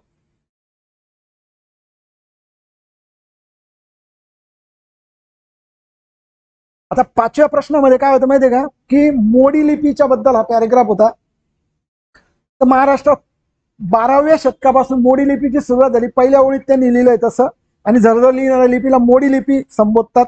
आता एक थोडं 3 नंबरच्या वाक्यात काय होतं माहितीये का, आजच्या स्टेनोग्राफरची जी सांकेतिक लिपी आहे तशाच प्रकारचे स्वरूप मोडी लिपीचे आहे, पण मोडी लिपी सांकेतिक नाही, लक्षात घ्या. स्टेनोग्राफरची लिपी सांकेतिक आहे, तसं दिसायला तशी होती ती. हेमाद्री पंत हे मोडी लिपीचे जनक आहे, ऍक्च्युअल आहे. यादव काळापासून सुरू झालेला हा मोडी लिपीचा प्रवास शिव काळात बहरून आला. फ्रॉम यादव टू शिवाजी महाराजांचा काळ. मराठी भाषा बरोबर तिला महत्व प्राप्त झाले, कारण ती सर्रास राज कारभारापासून, तर पुढच्या पॅराग्राफच्या 2-3 ओळी बरोबर वाचून घेऊ म्हणजे आयडिया येईल. तर त्या लोकांच्या जीवनाचा भाग 20व्या शतकाच्या अखेरपर्यंत झाली होती. बरोबर. 1960 पर्यंत महाराष्ट्रातील प्राथमिक शाळेत तिचा समावेश होता. सुरुवात नाही झाली, होता. आणि छपाईच्या दृष्टीने ती लिपी मर्यादित असल्यामुळे कालावधीत मागे पडली, आणि राज दरबारातूनच नव्हे तर व्यवहार जीवनातूनही मागे पडली, आणि इतकेच नव्हे तर हळूहळू ती मोडीत गेल्यातच जमा झाली. मोडी लिपी मोडीत जमा झाली. ठीक आहे. असे महत्वाच्या पहिल्या पॅराग्राफच्या ओळी वाचल्या. सुरुवात करू. तुम्ही पॅराग्राफ वाचलाय, त्याच्यामुळे आपण या ठिकाणी आता डायरेक्ट काय करू, महत्वाच्या ओळी झाल्यानंतर या ठिकाणी सुरुवात करू. तर बघा 21चं उत्तर या ठिकाणी काय येईल, तर बघा प्रश्न वाचतो पहिले. कोणत्या लिपीस मोडी लिपी असं संबोधलंय? 1 नंबर आहे न मोडता लिहिलेली मोडी लिपी, म्हणजे सरळ, न थांबता लिहिलेली, झरझर लिहिलेली आणि सांकेतिक लिपी. जर आपण पहिल्या पॅराग्राफला हायलाइट केलं तर ती मोडी लिपीचं काय त्यांनी वर्णन केलंय, तर काय दिसतं बघा, न मोडता न थांब. दुसऱ्या ओळीत बघा मित्रांनो, न मोडता न थांबता झरझर लिहिलेल्या लिपीला मोडी लिपी म्हणतात. आणि आज जी स्टेनोग्राफरची लिपी आहे तसं त्याचं स्वरूप आहे, पण सांकेतिक आपली लिपी नाहीये. आपली लिपी तर लगेच कळायची, संकेत त्याच्यामध्ये काही नव्हते. त्याच्यामुळे मग आपल्याला फक्त ड नंबरचा पर्याय नाही घेता येणार. अ ब क पर्याय क्रमांक 3, पर्याय क्रमांक 3 आपल्याला घ्यायला लागेल. पुढे मोडी लिपीला का महत्व आले, कारण यादव काळापासून सुरू होऊन शिवकाळात बहरून आल्यामुळे त्याच्यामुळे महत्व आलं. का भाषा मराठी असली तरी मोडी लिपी असल्याने. आता काय करावं लागेल माहिती का, याच्यामध्ये पॅसेज मध्ये जावं लागेल आपल्याला. तर मी मागच्या पेजवर वाचतोय बघा, यादव काळापासून सुरू झालेला हा मोडी लिपीचा प्रवास शिवकाळात बहरून आला. भाषा जरी मराठी असली तरी तिची लिपी ही मोडी असल्याने तिला फार महत्व प्राप्त झाले. म्हणजे महत्व का बरं प्राप्त झाले असा प्रश्न होता. प्रश्न काय होता, मोडी लिपीला का महत्व प्राप्त झाले, तर ती बहरून आल्यामुळे. याच्यापेक्षा पण जास्त काय बरोबर घेतलं पाहिजे, की मराठी भाषा असली तरी तिची लिपी मोडी असणे. फक्त ब बरोबर घ्यायला पाहिजे आपण, म्हणजे ब बरोबर फक्त, है ना. म्हणून मग मोडी लिपी यादव काळात सुरू झाली व तिचा शिवकाळात प्रसार झाला.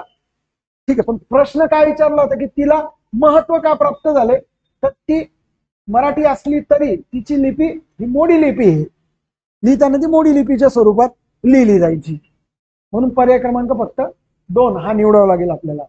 ठीक आहे, पुढचा प्रश्न होता आता 23 नंबरचा बघा. तर खालीलपैकी कोणते विधान सत्य नाही? मित्रांनो नीट बघा काय विचारलं माहितीये, सत्य नाही. सत्य नाही म्हणजे असत्य, असत्य म्हणजे चुकीचे, चुकीचा पर्याय निवडायचा आहे. बघा 1960 नंतर महाराष्ट्रातील प्राथमिक शाळातून शिक्षणात तिचा समावेश होता, समावेश नव्हता.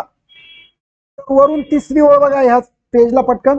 अगदी 1960 पर्यंत महाराष्ट्रातील प्राथमिक शाळेतून शिक्षणात तिचा समावेश होता, आणि हे काय म्हणताय, तोपर्यंत होता नंतर कमी झाला, आणि म्हणता 1960 नंतर प्राथमिक शाळातून तिचा समावेश होता. ते वाक्य चुकलं मित्रांनो, चुकलंय.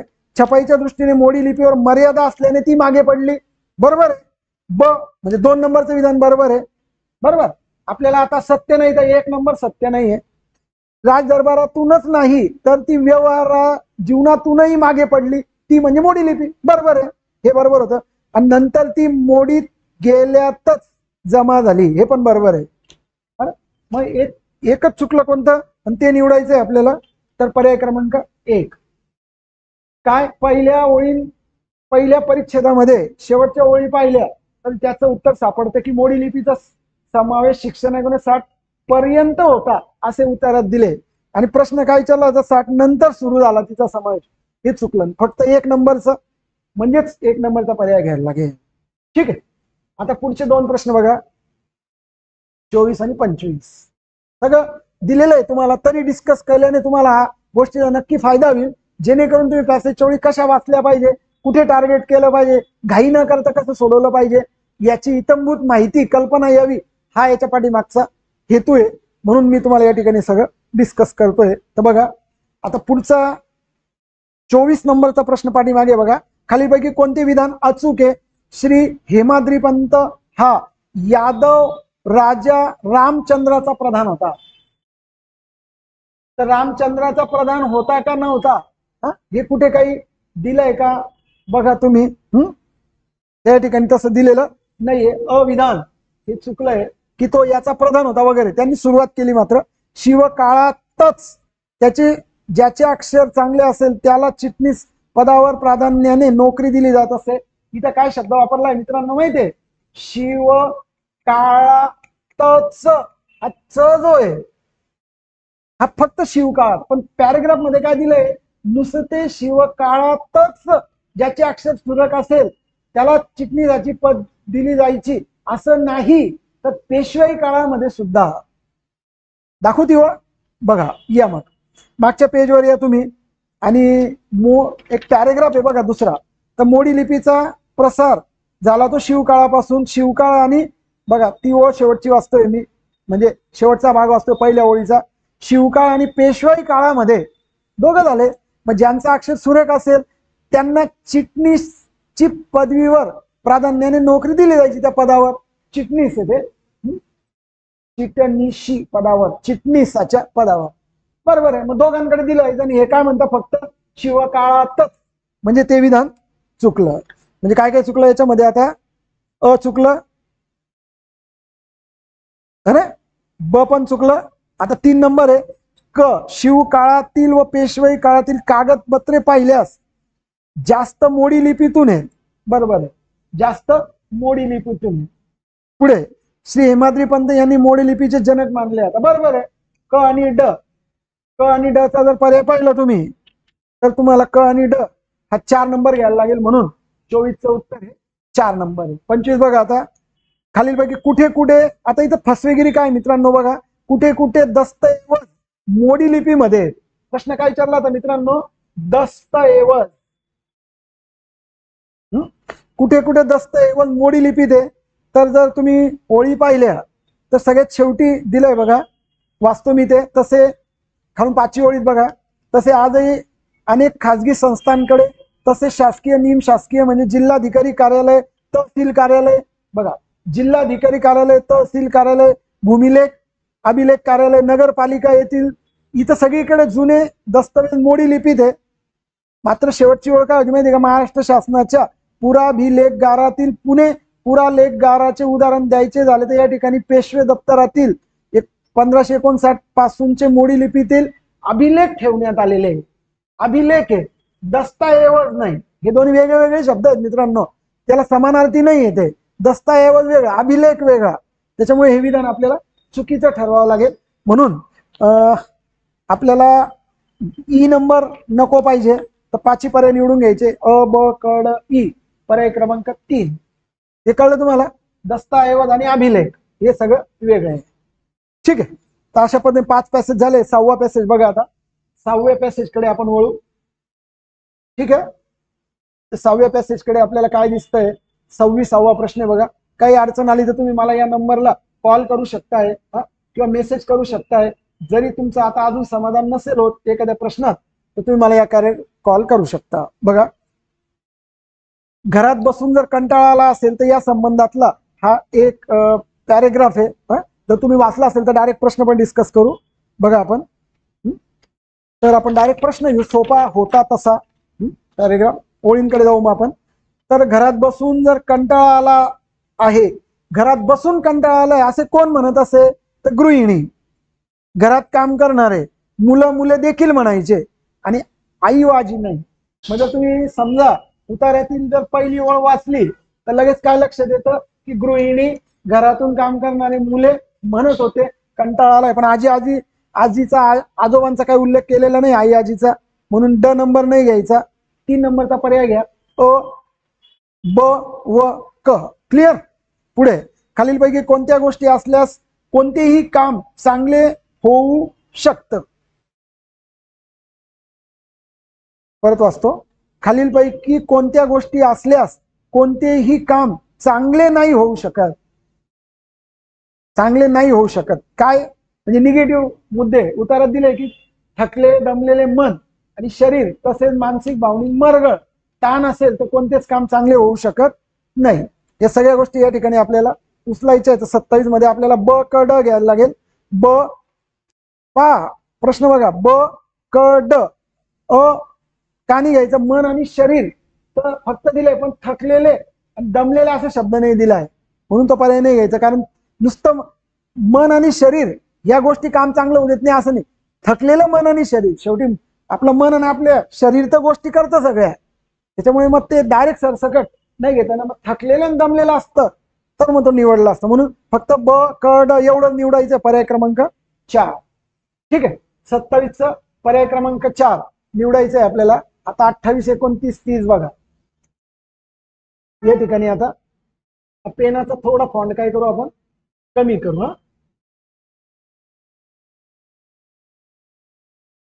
म्हणजे तो थोडा बारीक चालेल. ठीक आहे. ओके. पर्याय क्रमांक आता बघा 28 बघा. प्रश्न वाचू. खालील 2 विधानांपैकी कोणते विधान योग्य आहे? तर सुखदुःखाच्या गोष्टी उपभोगून झाल्यामुळे ज्येष्ठ नागरिकांना कदाचित कंटाळा येत नसेल. त्यांना कदाचित कंटाळा येत असेल. ठीक आहे ना, त्यांना बोर होतंय, सगळे कामं झालेले, पण लहान मुलांना बोर होतं, कंटाळा येतो, हे म्हणणं चुकीचं असं पॅसेजचं लिहिणाऱ्याचं म्हणणं आहे. म्हणून पहिलं विधान जे हे बरोबर आहे.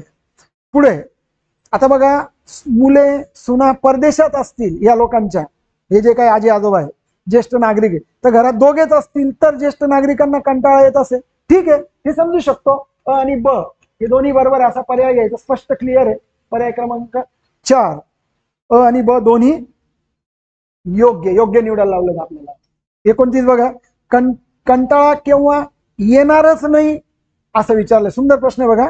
तर आपला वेळ विधायक कार्यात, चांगल्या कार्यात, समाजाच्या उन्नतीसाठी खर्च केला तर नक्की, जगण्यातील आनंद अनुभवलं तर 100%, सकारात्मकतेने आयुष्य घालवता आलं तर एकदम बरोबर, दिवसाचे 24 तासाचे सकारात्मक नियोजन केलं तर हे सगळं दुसऱ्या पॅरेग्राफ मध्ये शेवटच्या काही ओळी वाचल्या तर हे सगळं आपल्याला दिसतंय. तर त्या 24 तासाचं नियोजन व्यवस्थित सकारात्मकतेने केलं तर आपल्याला सगळं म्हणजे वरील सर्व असं 4 नंबरचा पर्याय आपल्याला निवडायचा आहे.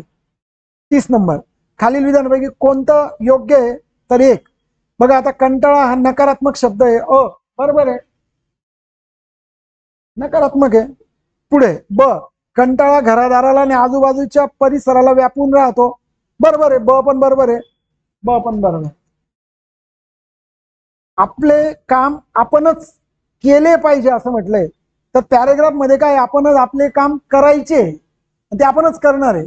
केले पाहिजे नाही, आपण करायचे ते, एक थोडा मामूली फरक होता. आणि कंटाळा याला आयुष्यातून हद्दपार केल्यास एका अर्थाने लक्ष्मी प्राप्त होते असं या ठिकाणी पॅसेज लिहिण्याचं म्हणणं आहे. म्हणून जर विचार केला तर शेवटच्या पॅरेग्राफ मध्ये दिलंय की कंटाळा या शब्दातच नकारात्मकता भरली आहे. तो कंटाळा घरादाराला आजूबाजूच्या परिसराला व्यापून टाकतो. बरोबर आहे, आपले काम आपण केले पाहिजे असे उतारामध्ये म्हटलंय, पण प्रश्नात आपले काम आपणच केले पाहिजे. पॅरेग्राफ मध्ये काय म्हटलंय बघा, आपण आपले काम, हे दाखवतो थोडस याच्यामध्ये फरक केलाय आपण.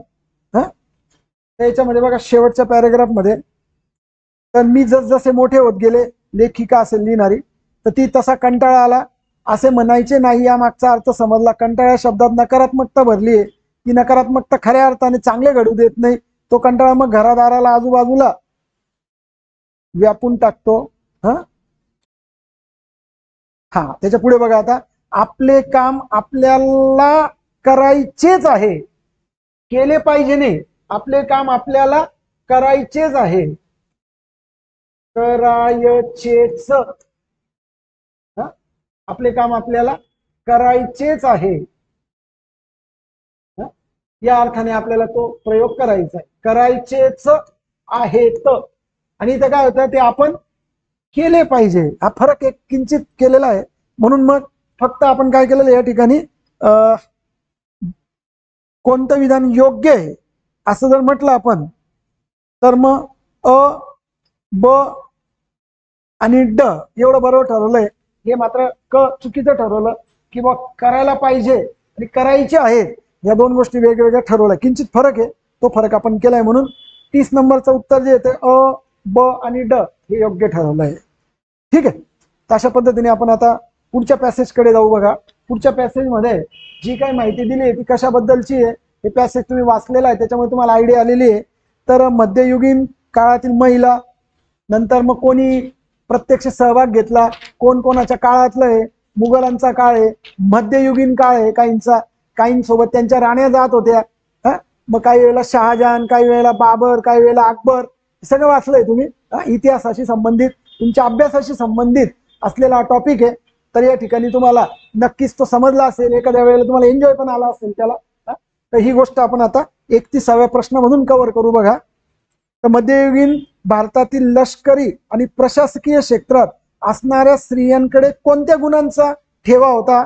तर बघा, धैर्य 100% होतं, न्यायप्रियता होती, मुत्सद्दीपणा होता, पण करारीपणा आणि तरबेजपणा असा पॅसेज मध्ये कुठेच उल्लेख केला नाही. त्याच्यामुळे अ, ब, क हे जे मुत्सद्दीपणा, न्यायप्रियता, धैर्य या तिन्ही गोष्टी आपल्याला घ्यायच्या आहे.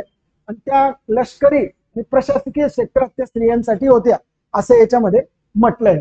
त्याच्यामुळे आपल्याला ते घ्यायला लागेल. तर तरबेज असतील, पण तसं म्हटलेलं नाहीये. हे साधारण तुम्हाला पहिल्या परिच्छेदाच्या शेवटच्या ओळीमध्ये दिसतंय, धडधडीत पाहून घे तिथे मागच्या पेजवर या. त्या त्यांच्या ठिकाणी मुत्सद्दीपणा, धैर्य, न्याय, प्रियता इत्यादी गुणांचा ठेवा. इत्यादी जरी म्हटलंय, पण त्याच्यामध्ये ह्या अर्थ काढत बसायचे नाही. पुढचं बघा आता, वरील उतार्यात पुढीलपैकी कोणत्या स्त्रियांनी प्रसंग पडला तर युद्धात सुद्धा सैन्याचं नेतृत्व केलेलं आहे? तर तुम्हाला काय दिसेल माहिती आहे, एहसान दौलत खान बेगम झालं, नंतर कुलतक निगर खानम. आता कोणी केलंय आणि कोणी नाही केलंय, तर या ठिकाणी सगळ्या स्त्रियांनी केलंय. या ठिकाणी सगळ्या स्त्रियांनी केलंय. तर काहींचं डायरेक्ट वर्णन केलंय. तर एका ठिकाणी काय म्हटलंय बघा, तुम्ही दुसऱ्या पॅरेग्राफ मध्ये या. तर बघा, हुमायूनच्या कारकिर्दीत खानजादा बेगम, गुलबदन बेगम, हिरन बेगम इत्यादी स्त्रियांनी, दुसऱ्या पॅरेग्राफ मध्ये वाचतोय मी, खालून चौथी ओळ आहे बघा. तर या स्त्रियांनी प्रशासनात सहभागी होऊन युद्ध प्रसंगी सैन्याला नेतृत्व दिलंय. बरोबर, या पद्धतीने त्यांनी दिलंय. आणि पहिल्या पॅरेग्राफच्या खालून दुसरी ओळ बघा, त्यातील काही स्त्रिया या लष्करी आणि प्रशासकीय क्षेत्रामध्ये तरबेज होत्या. मग तरबेज गुण होता, पण तो काही स्त्रियांना लागू पडलाय. त्याच्यामुळे सरसकट आपण तो घेणार नाही की तरबेज आपण गुण त्याच्यामध्ये गृहीत धरलावा असं नाहीये. काही होते त्याच्यातल्या कारण. ठीक आहे, अजून बघा काही स्त्रिया ज्या आहे ना तर त्यांच्या राजासोबत सोबतीला होत्या युद्धाच्या ठिकाणी. सोबतीला काय फिरायला जातील का त्या पण सहभागी झाल्या होत्या, म्हणजे नेतृत्व पण केलं होतं त्यांनी. म्हणून आपण सगळ्या स्त्रिया असं म्हणून उत्तर निवडायचंय त्याच्यामध्ये. ठीक आहे. आता बघा 33 नंबर मध्ये जोड्या लावायला लावलं होतं आपल्याला. जोड्या लावण्यामध्ये त्यांनी काय दिलं होतं तर मग पहिला जो काही होता तर याचं उत्तर मात्र 2 नंबरचं आहे. 2 नंबर मध्ये काय कव्हर केलंय बघा. बाबर तुम्ही वाचला असेल तर बाबरचं उत्तर या ठिकाणी आपल्याला बख्तनुसी बेगम हे दिलेलं आहे बघा 3 नंबर. नंतर हुमायून तर आपल्याला माहीम बेगम शोधून घ्या, ते पॅरेग्राफ सगळं दिलेलं आहे. अकबराच्या याच्यामध्ये आपल्याला काय दिलेलं आहे काय बख्तनुसी बेगम चौथं आहे. चारी पर्यंत मध्ये चौथं दिलं. ठीक आहे. हे साधारण तुम्हाला लगेच फॅक्च्युअल डाटा होता हा कव्हर करा. फक्त तो वेचायला कंटाळवाणा आहे असं आपल्याला काही वेळेला दिसतं. आणि आता 34 मध्ये बघा याच्यामध्ये पर्याय क्रमांक जो दिलेला आहे तो 4 नंबर आहे, म्हणजे फक्त क नंबरचं वाक्य योग्य आहे. कसं काय मित्रांनो पहा बरं. तर बघा राणा संघाची पत्नी राणी दुर्गावती हिने मोठ्या कार्यक्षमतेने आणि धैर्याने राज्य केले. अ नंबरचं वाक्य का बरं चुकलं तर राणा संघाची पत्नी ही दुर्गावती आणि इथं काय दिलेलं आहे कर्मावती दिलंय.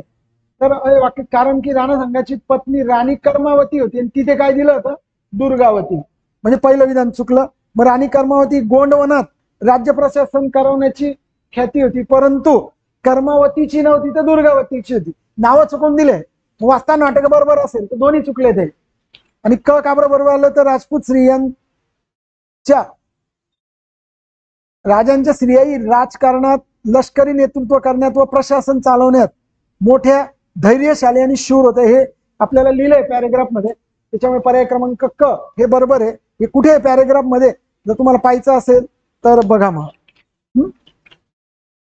तर 11 नंबरच्या पेजवर आहे मागच्या पेजवर तर तिथं दिलेलं आहे बघा.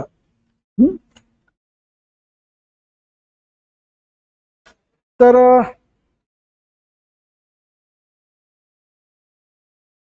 ठीक आहे. तर तुम्हाला त्या ठिकाणी मागच्या पॅरेग्राफच्या शेवटच्या ओळींमध्ये दिसतंय की दुर्गावती ही चंदेल राजकन्या होती चंदेलची. ठीक आहे. मग तिने मोठ्या कार्यक्षमतेने राज्य केले. राज्य प्रशासनाची मोठी ख्याती होती.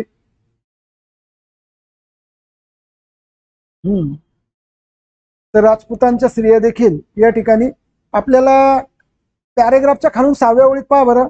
तर राजपूत राजांच्या स्त्रियाही राजकारणात लष्करी नेतृत्व करण्यात व प्रशासन चालवण्यात मोठ्या धैर्यशाली शूर व मुत्सद्दी होऊन गेल्याच्या दिसतात. कुठून खालील 5व्या-6व्या ओळीत बघा दिसलं का पहा. तर अशा पद्धतीने तुम्हाला राजपुतांचं वाक्य करेक्ट ठरवावं लागेल.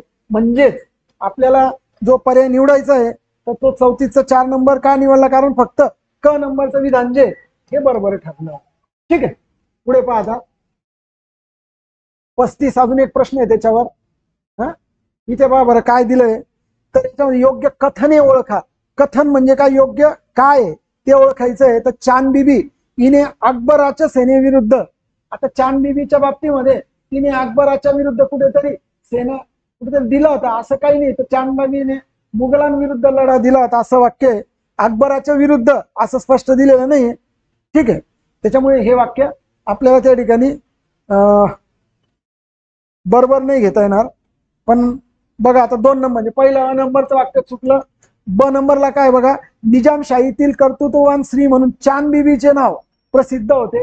तर या ठिकाणी चांद बीबी निजामशाहीतील कर्तृत्ववान स्त्री होती असे कुठेच उत्तरात दिलं नाही का ती निजामशाहीतील होती. आपण डायरेक्ट कसं म्हणू शकतो. म्हणून ब नंबरचं पण वाक्य चुकलंय. आणि जहानारा बेगम व रोशनारा बेगम या ह्या शहाजहानच्या मुली होत्या असा पण कुठेच क्लिअर उल्लेख नाहीये. आणि ड मध्ये जेबू सिन्हा आणि झिनतू सिन्हा या बेगम शहाजहानच्या नाती आहे काहीच नाही असं कुठे. म्हणून मग सगळ्याच्या सगळे विधान हे अयोग्य आहे. पर्याय क्रमांक 4 अशा पद्धतीने पर्याय तुम्हाला घ्यायला लागेल. बघा कुठेतरी फसवण्याचा आयोग प्रयत्न करतोय. कुठेतरी माहिती दिलेली असते. जर आपण कच्चं वाचन केलं असेल व्यवस्थित नसेल झालं तर आपण एखाद्या वेळी टिक करू शकतो. या गोष्टी सावध राहायचंय, म्हणून आपल्याला हा प्रयत्न या ठिकाणी करायचा आहे. ठीक आहे, अशा पद्धतीने आपले 7 पॅसेज डिस्कस झाले. आता आपण एक 8व्या पॅसेज कडे वळू. बघा,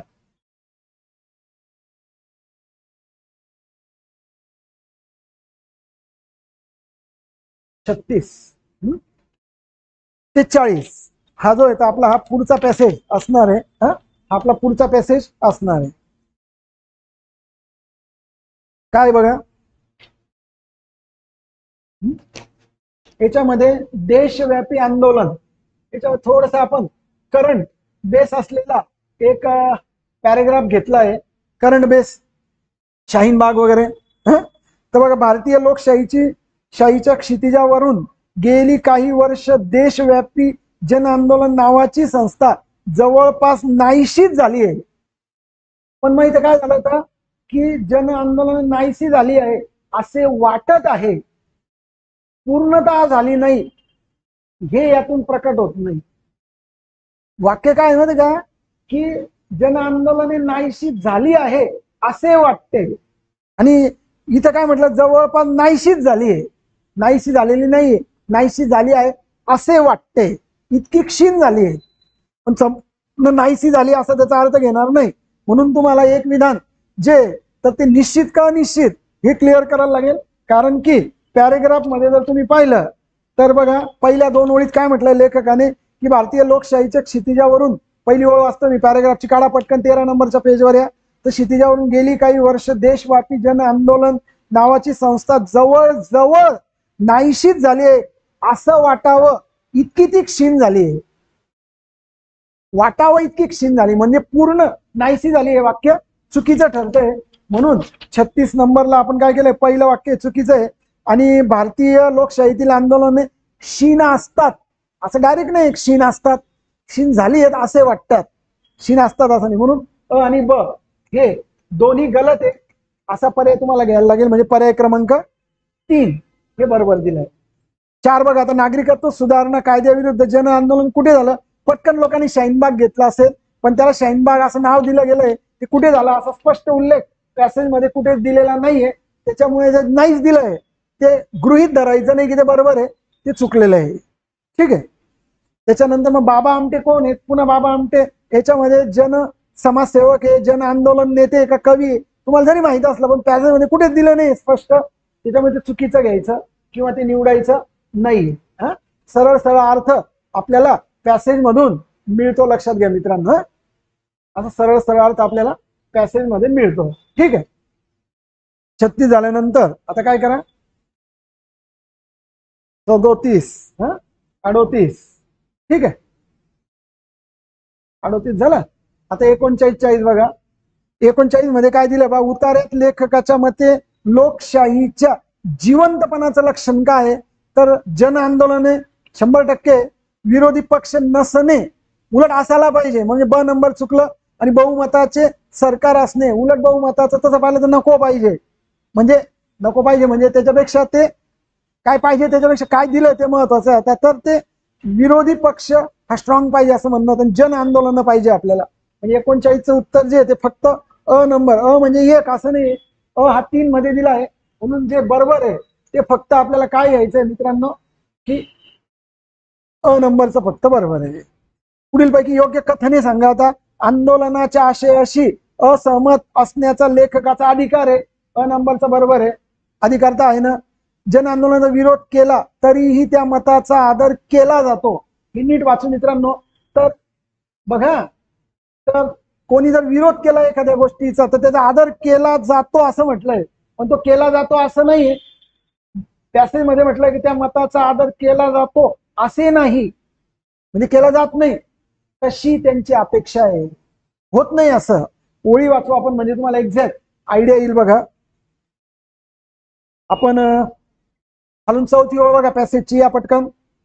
तर बघा, तसंच या आंदोलनाच्या आशयाशी असहमत असण्याचा माझा देखील हक्क आहे. मलाही वाटतं की बुवा हे मी नाही म्हटलं पाहिजे, त्याचा आदरही होतो, त्याचाही आदर होतो असा आजवरचा अनुभव नाही, असा लेखकाचा अनुभव नाहीये की आदर होतो, पण तरी अजून ती अपेक्षा आणि आशा सुटत नाही. अजूनही वाटतं की जर एखाद्या गोष्टी विरोध केला आपण तर लोक या ठिकाणी का मानत नाही ते, म्हणजे आदर नाही करत, असा अनुभव नाही आला त्यांना आजपर्यंत, पण आशा कायम आहे अजून, म्हणजे कदाचित लेखकावर खूप जास्त टीका होते असं मत मांडतात तेव्हा, बरोबर. म्हणून मग आपल्याला काय करायला लागेल, ब विधान हे चुकीचं ठरवलंय. थोडे शब्द खेळ बघा. आणि आणीबाणी विरोधात सुरू असलेले जन आंदोलन हे पहिले देशव्यापी आंदोलन आहे, बरोबर आहे, ते पहिलं देशव्यापी आंदोलन आहे, म्हणजे क विधान हे बरोबर आहे. म्हणजे अ आणि क योग्य असा पर्याय निवडायचा आहे. पर्याय क्रमांक अ आणि क योग्य, 4 नंबरचा पर्याय निवडा, बरोबर आहे. ठीक आहे. अशा पद्धतीने हा एक पॅरेग्राफ आपण डिस्कस केला आहे. आता एक 9 नंबरचा पॅसेज बघा. 9 नंबरचा पॅसेज, 9 नंबरचा पॅसेज हा इतिहास या विषयाला कव्हर करतोय. तर याच्यामध्ये प्रश्न घेऊ आपण. पॅरेग्राफ तुम्ही वाचलाय, त्याच्यामुळे त्याच्यात आपण जास्त वेळ न देता आपण प्रश्नांवर डिस्कस करू. राष्ट्रातील एकमेकांवरचे अवलंबित्व वाढले असं लेखकाचं म्हणणं आहे. ते योग्य म्हणायचं, त्याला व्हॅलिड म्हणायचं, किंवा नाही नाही मग चीन तर पाहतो असं आपले विचार नाही करायचे. त्यांनी म्हटलंय ना, अवलंबित्व वाढलंय तर वाढलंय. तर का वाढलंय? कारण आधुनिक जगात कोणतेही राष्ट्र स्वतंत्रपणे जीवन जगू शकत नाही, स्वतंत्रपणे जीवन जगू शकत नाही. अविधान हे बरोबर आहे, नाही जगू शकत. लेखकाने लिहिल्याच्या नुसार नाही जगू शकत. ब राष्ट्रांच्या विविध गरजा आहे आणि त्या गरजा एकमेकांच्या सहकार्याशिवाय पूर्ण होऊ शकत नाही. आणि क मध्ये प्रश्न तयार करताना काय लिहून दिलंय की सहकार्याशिवाय पूर्ण होऊ शकतात पण होऊ शकत नाही, म्हणून क विधान हे चुकलंय. कारण त्या होऊ शकतात म्हटलंय आणि पॅरेग्राफ मध्ये होऊ शकत नाही, म्हणून तर अवलंबित्व आहे. म्हणून पर्याय क्रमांक 1 नंबर घ्यायला लागेल. अ आणि ब योग्य. ठीक आहे, कळलं. 42 बघा. आता युरोपीय राष्ट्रांकडे बघा, हा जो च आहे ना, हा आपल्याला चुकवणार आहे का युरोपीय राष्ट्रांकडेच विज्ञान तंत्रज्ञान आहे आणि आशियाई राष्ट्रांकडेच उज्ज्वल संस्कृती. हे दोन्ही वाक्य चुकले च मुळे. कारण पॅरेग्राफ मध्ये कुठे च नाही म्हटलंय बघा. आपण बघू ते, म्हणजे तुम्हाला एक आयडिया या ठिकाणी येईल. 42 प्रश्नासाठी तुम्ही मॅटरकडे या. आता बघा, वरून 7वी 8वी ओळ बघा पहिल्या पॅरेग्राफची. तर राष्ट्रांच्या विविध गरजा आहेत, त्या एकमेकांच्या सहकार्याशिवाय पूर्ण होऊ शकत नाही. युरोपीय राष्ट्रांकडे, कडेच नाही, राष्ट्रांकडे विज्ञान तंत्रज्ञान आहे, आशियाई राष्ट्रांकडे उज्ज्वल संस्कृती आहे. मग च म्हटलं तर मग फक्त त्यांच्याकडेच, फिक्स त्यांच्याकडेच असा अर्थ होईल, मात्र तसं नाहीये. म्हणून दोन्ही विधान काय झाले या ठिकाणी गलत झाले. ठीक आहे. 43 बघा. आता 43, 44, 45 हे तिन्ही प्रश्न आता याच पॅरेग्राफशी संबंधित आहे. याच्यात बघा, चार्ल्स श्लायस्लर कोण आहेत? कोण आहेत ते? तर राजकीय पुढारी, आंतरराष्ट्रीय संबंधाचे जाणकार, तत्वज्ञ आणि वरीलपैकी कोणीच नाही. तर 4 नंबरचा पर्याय आपण निवडलाय, वरीलपैकी कोणीच नाही. का बरं? ते फक्त आंतरराष्ट्रीय संबंधाबद्दल त्यांचं भाष्य करतात आहे आणि आंतरराष्ट्रीय संबंधाबद्दल भाष्य केलं म्हणून ते आंतरराष्ट्रीय संबंधाचे जाणकार आहे असं काही आपल्याला म्हणता येणार. त्यांनी मत मांडलं, त्याच्यामुळे तो अंदाज लावणं चुकीचं आहे. कारण की पॅरेग्राफ मध्ये कुठे असं म्हटलं नाही आंतरराष्ट्रीय संबंधाबद्दल ते भाष्य केल्यामुळे आंतरराष्ट्रीय तज्ञ आहे असं आपल्याला म्हणता येणार नाही. त्याच्यामुळे ते घ्यायचं नाही. 4 नंबर घ्या. 44, कोणत्या समस्यांना अविकसित राष्ट्रांना तोंड द्यावे लागते? तर वसाहतवाद. अ नंबरचं कुठेच घेतलेलं नाहीये. तर शस्त्रास्त्र स्पर्धा आहे, फुटीरता आहे, दहशतवाद आहे, यांना तोंड द्यायला लागतं. दारिद्र्य असेल पण ते पॅरेग्राफ मध्ये दिलं नाही. तर ब, क आणि ड 3 नंबरचा प्रश्न घ्यायचा आहे, उत्तर घ्यायचं आहे ब, क आणि ड.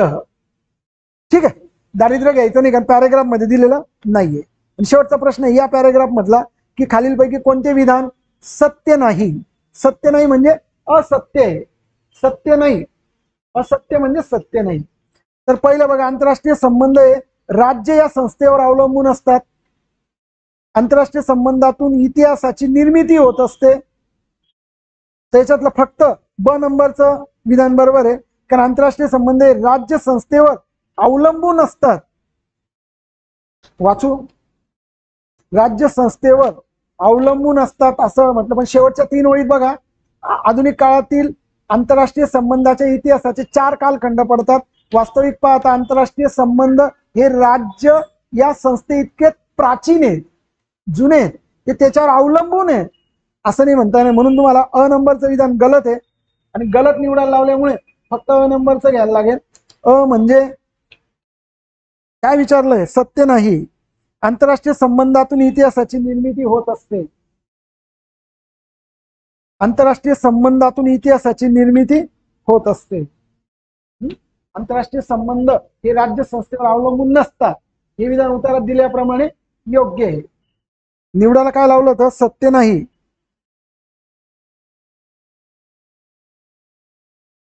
काय 45 उत्तर 2 नंबर म्हणजे फक्त विधान ब. विधान ब हे सत्य नाही म्हणजे असत्य नाही ना. मग आंतरराष्ट्रीय संबंध राज्य संस्थेवर अवलंबून सत्य नाही विचारलंय ना आपल्याला, म्हणजे असत्य घ्यावं लागेल. असत्य घ्यायचं असेल तर आपल्याला आता आंतरराष्ट्रीय संबंधातून इतिहासाची निर्मिती होते का हे पहिले पहा. आंतरराष्ट्रीय संबंधातून इतिहासाची निर्मिती होते. इतिहास हा विषय राष्ट्रापुरता मर्यादित राहिला नाही. तर आंतरराष्ट्रीय संबंधामुळे दिलंय का? हा, दुसऱ्या पॅरेग्राफ पहिली ओळ बघा. आंतरराष्ट्रीय संबंधातून इतिहासाची निर्मिती होत असते म्हणजे हे बरोबर आहे. आंतरराष्ट्रीय संबंध इतिहासाची निर्मिती होत असते हे बरोबर आहे. आणि आंतरराष्ट्रीय संबंधात हे राज्य संस्थेवर अवलंबून असतात हे चुकीचं आहे. अ नंबर चुकीचं आहे. 1 नंबर घ्यावा लागेल. बदलू आपण उत्तर. तर 45चं उत्तर आपल्याला 1 नंबरचा पर्याय निवडावा लागेल. चुकून झालंय ते, आपण दुरुस्त करायचं. आपल्याला ते पॅरेग्राफ वाचलाय कळतं आपल्याला ते, त्याच्यामुळे तिथे काही टेन्शन घेऊ नका. तर या ठिकाणी पर्याय क्रमांक 1 हे या ठिकाणी उत्तर येणं गरजेचं. इथे 2 नंबर चुकीचं झालंय आपल्याला कळलं ते. ठीक आहे. अशा पद्धतीने आपण एक जवळपास 9 पॅरेग्राफ घेतले. आपण आता शेवटच्या पॅरेग्राफ कडे जातोय. तो इंग्लिशचा पॅरेग्राफ बऱ्याच जणांना तो कठीण वाटतो, पण माझं मत आहे त्याला कठीण समजू नका, सोपं पण समजू नका. जे ते पाहून घ्या. कदाचित वाचल्यावर तो तुम्हाला सोपा वाटेल किंवा तो कसाही वाटला तरी आपण तो सोडवण्याचा प्रयत्न करायचा आहे. ठीक आहे. आता शेवटच्या पॅरेग्राफ कडे या बघा. याचं अनालिसिस आपण दिलेलं आहे आणि ते इथे घेऊ आपण आता. बघा, तर गांधीजींबद्दलचा पॅसेज आहे. पहिला प्रश्न या ठिकाणी विचारला होता की what made the great man. The great man that is Mahatma Gandhi in the passage an internationalist. What made कोणत्या गोष्टीमुळे द ग्रेट मॅन म्हणजे गांधीजी जे ग्रेट मॅन याच्यात, तर त्यांना इंटरनॅशनलिस्ट कशाने बनवलं? तर बिलीव्ह इन हिमसेल्फ. त्यांचा स्वतःत विश्वास होता. Believe in the essential unity of man. माणसाची जी इसेन्शियल युनिटी आहे का एकात्मता आहे. आणि believe in underline the unity of all religion. सगळे धर्म शेवटी एकाच कोणत्या तरी गोष्टीने बांधले गेलेले आहेत. त्यांचा मूळ एक आहे. या गोष्टीमुळे आपल्याला पर्याय क्रमांक बी आणि सी हे घ्यायला लागेल. कारण दुसऱ्या पॅरेग्राफ मध्ये आपल्याला या विषयीचं मॅटर दिलेलं आहे. तर दुसऱ्या पॅरेग्राफ मध्ये ते इंटरनॅशनलिस्ट आहे. ब आणि क हेच बरोबर आहे. कारण बिलीव्ह इन हिमसेल्फ हे असं दिलेलं नाहीये, तर ते नका घ्या. तर ब आणि क पर्याय क्रमांक 3 बरोबर आहे. कुठे दिलंय? आता ही गोष्ट मी तुम्हाला सांगतो बघा. कुठे दिलेलं आहे त्यांनी? तर दुसऱ्या पॅरेग्राफच्या सगळ्यात शेवटी बघा.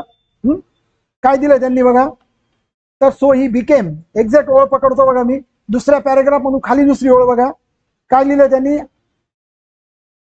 So he became. So means mister Gandhiji became great internationalist believing the essential unity of man. म्हणजे माणसाची essential unity, the underline unity of all religions. आणि मग युनिटी इन हिमसेल्फ हे मात्र ते कुठे देत नाही. त्याच्यामुळे तुम्हाला हा पर्याय 3 नंबरचा घ्यायला लागेल. 46 मध्ये आपल्याला 3 नंबरचा पर्याय जो बी आणि सी करेक्ट, हे योग्य आहे. आता बघा. Why did Gandhiji think of methods of attaining ends. आयुष्यात जर तुम्हाला एखादी गोष्ट प्राप्त करायची असेल तर गांधीजींच्या मते कोणती मेथड घेतली पाहिजे? तर त्यांचं मत काय होतं? तर good ends can never be attend by evil methods. चांगली गोष्ट ही वाईट मार्गाने कधीच मिळवली जाऊ शकत नाही, ती वाईटच ठरते. मग म्हणून शेवटच्या परिच्छेदानुसार good end can never be attend by evil methods. Means if you want to attend good things use fair and good methods. So evil method evil or good things cannot be attained, cannot be achieved by evil thing. या ओळीला पकडायचं आणि तुम्हाला पर्याय क्रमांक 3 कडे जायला लागेल. ती ओळ जशी तशी दिली आहे, किमान तिथपर्यंत जायचं, ते वाचायचं आणि कन्फर्म करायचं. एवढे कष्ट मात्र तुमची घ्यायची तयारी ठेवायची. आता 48 नंबरचा प्रश्न बघा. What would have please the great man best. कोणत्या गोष्टीने त्या ग्रेट मॅन म्हणजे गांधीजी. कशाने त्यांना जास्त खुशी झाली असती? Tributes from the people of Pakistan. पाकिस्तानच्या लोकांनी जर त्यांना ट्रिब्यूट दिली असती तर, कदाचित दिली नसेल, दिली पण असेल आपल्याला माहित नाही, आपलं काय घेणं देणं नाही. पॅरेग्राफ मध्ये लिहिलंय का नाही लिहिलंय तेवढं वाचायचं, त्याच्याच आधारावर उत्तरं ठरवायची. आपलं मॅटर द्यायचं नाही, त्याच्याशी घेणं देणं नाही. तुम्ही काय वाचलंय हे फक्त पॅसेज मध्ये लिहिलेलं सत्य मानायचं आणि उत्तरं द्यायची. मग पॅसेज मध्ये लिहिलंय ना, काय लिहिलंय परत, what would have pleased him in best was the spontaneous tributes that came from the people of Pakistan. या महात्मा गांधी नावाच्या माणसाला सर्वात जास्त आनंद तेव्हाच झाला असता जेव्हा पाकिस्तानच्या लोकांकडनं त्यांना ट्रिब्यूट्स मिळाले असत्या. नाही झालं, तसं झालं असतं त्यांना सगळ्यात जास्त आनंद झाला असता. पर्याय क्रमांक 2 निवडायचा आहे. ते कसं आलं, काय झालं, त्यांनी काय केलं, पाकिस्तान लोक काय म्हणतात आपल्याला घेणं देणं नाही. जास्त पॅसेजच्या आउट ऑफ फ्रेम जायचं नाही, नाही तर उत्तर चुकेलं, लक्षात घ्या. चला आता शेवटचे 2 प्रश्न बघा. या ठिकाणी काय म्हटलं, how did Gandhiji view some of his own mistakes. जर त्यांच्याकडनं चुका झाल्या तर ते त्यांच्याकडे कसं पाहतात, कसा व्ह्यू ठेवतात. तर काय म्हणतात माहिती ना, ते हिमालयन टास्क म्हणतात त्याला. म्हणजे हिमालय एवढी चुकी मोठी झाली व मानतात ते चुका त्यांनी मानलेल्या आहेत. असं पॅरेग्राफ मध्ये दिलंय. तर शेवटच्या पॅरेग्राफ मध्ये गांधीजी यांच्या मिस्टेक्सला ते हिमालयन एरर्स म्हणतात, दिलेलं आहे. तर पर्याय क्रमांक 2 बरोबर आहे. तर तुम्हाला पॅरेग्राफ पाहायचा असेल तर शेवटच्या पॅरेग्राफ मध्ये त्यांनी काय म्हटलं मी तुम्हाला वाचून दाखवतो बघा. शेवटच्या पॅरेग्राफ मध्ये त्यांना हिमालयन म्हटलेलं आहे. शेवटची जवळ बघा डायरेक्ट, या पटकन 17 नंबरच्या पेजवर या असेल तुमच्याकडे, पहा काय म्हटलं त्याच्यात त्यांनी.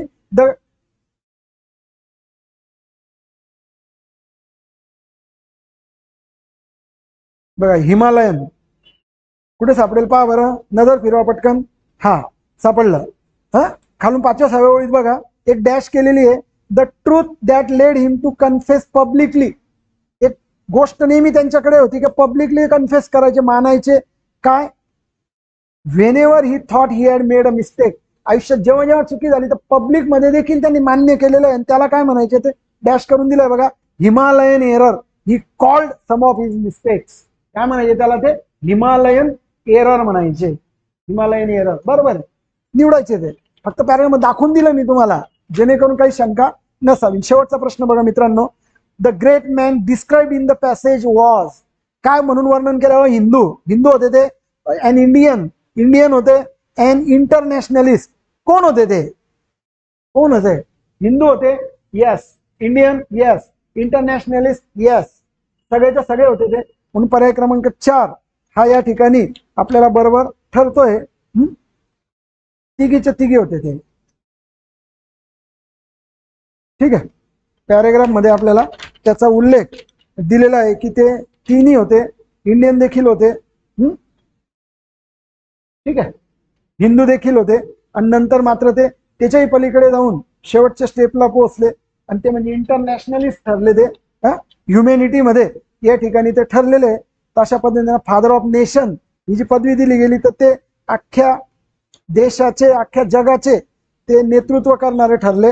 दुसऱ्या पॅरेग्राफ मध्ये बघा पहिली ओळ होती की he was proud of being a Hindu and Indian. म्हणजे एक भारतीय म्हणून, एक हिंदू म्हणून त्यांना ते त्या ठिकाणी अभिमान होता. आणि अजून 2-3 ओळी सोडल्या तर मग काय होतं, येट नो नॅरो रिलिजन्स. खालून 3-4 ओळ बघा दुसऱ्या पॅरेग्राफची, खालून दुसरी ओळ. तर ते कुठल्या narrow religious or nationalist bond मध्ये कन्फाईन होत नव्हते, कारण ही बिकेम ग्रेट ईस्ट.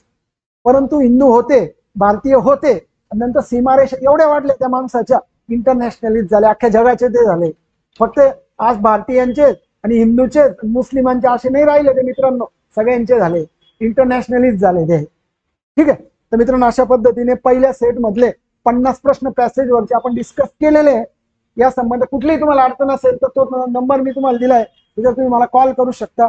आता याच्यानंतरचे जे 5 प्रश्न आहेत ते आपण डिसिजन मेकिंगचे डिस्कस करतोय. ते स्वतंत्र एक 10 ते 12 मिनिटांमध्ये, 15 मिनिटात ते होऊन जाईल. ते लेक्चर तुम्हाला याच्यामध्ये मर्ज करून मिळेल, ते आपण मी तुम्हाला याच्यानंतर देतो. ठीक आहे, थांबू इथे मित्रांनो. थँक्यू.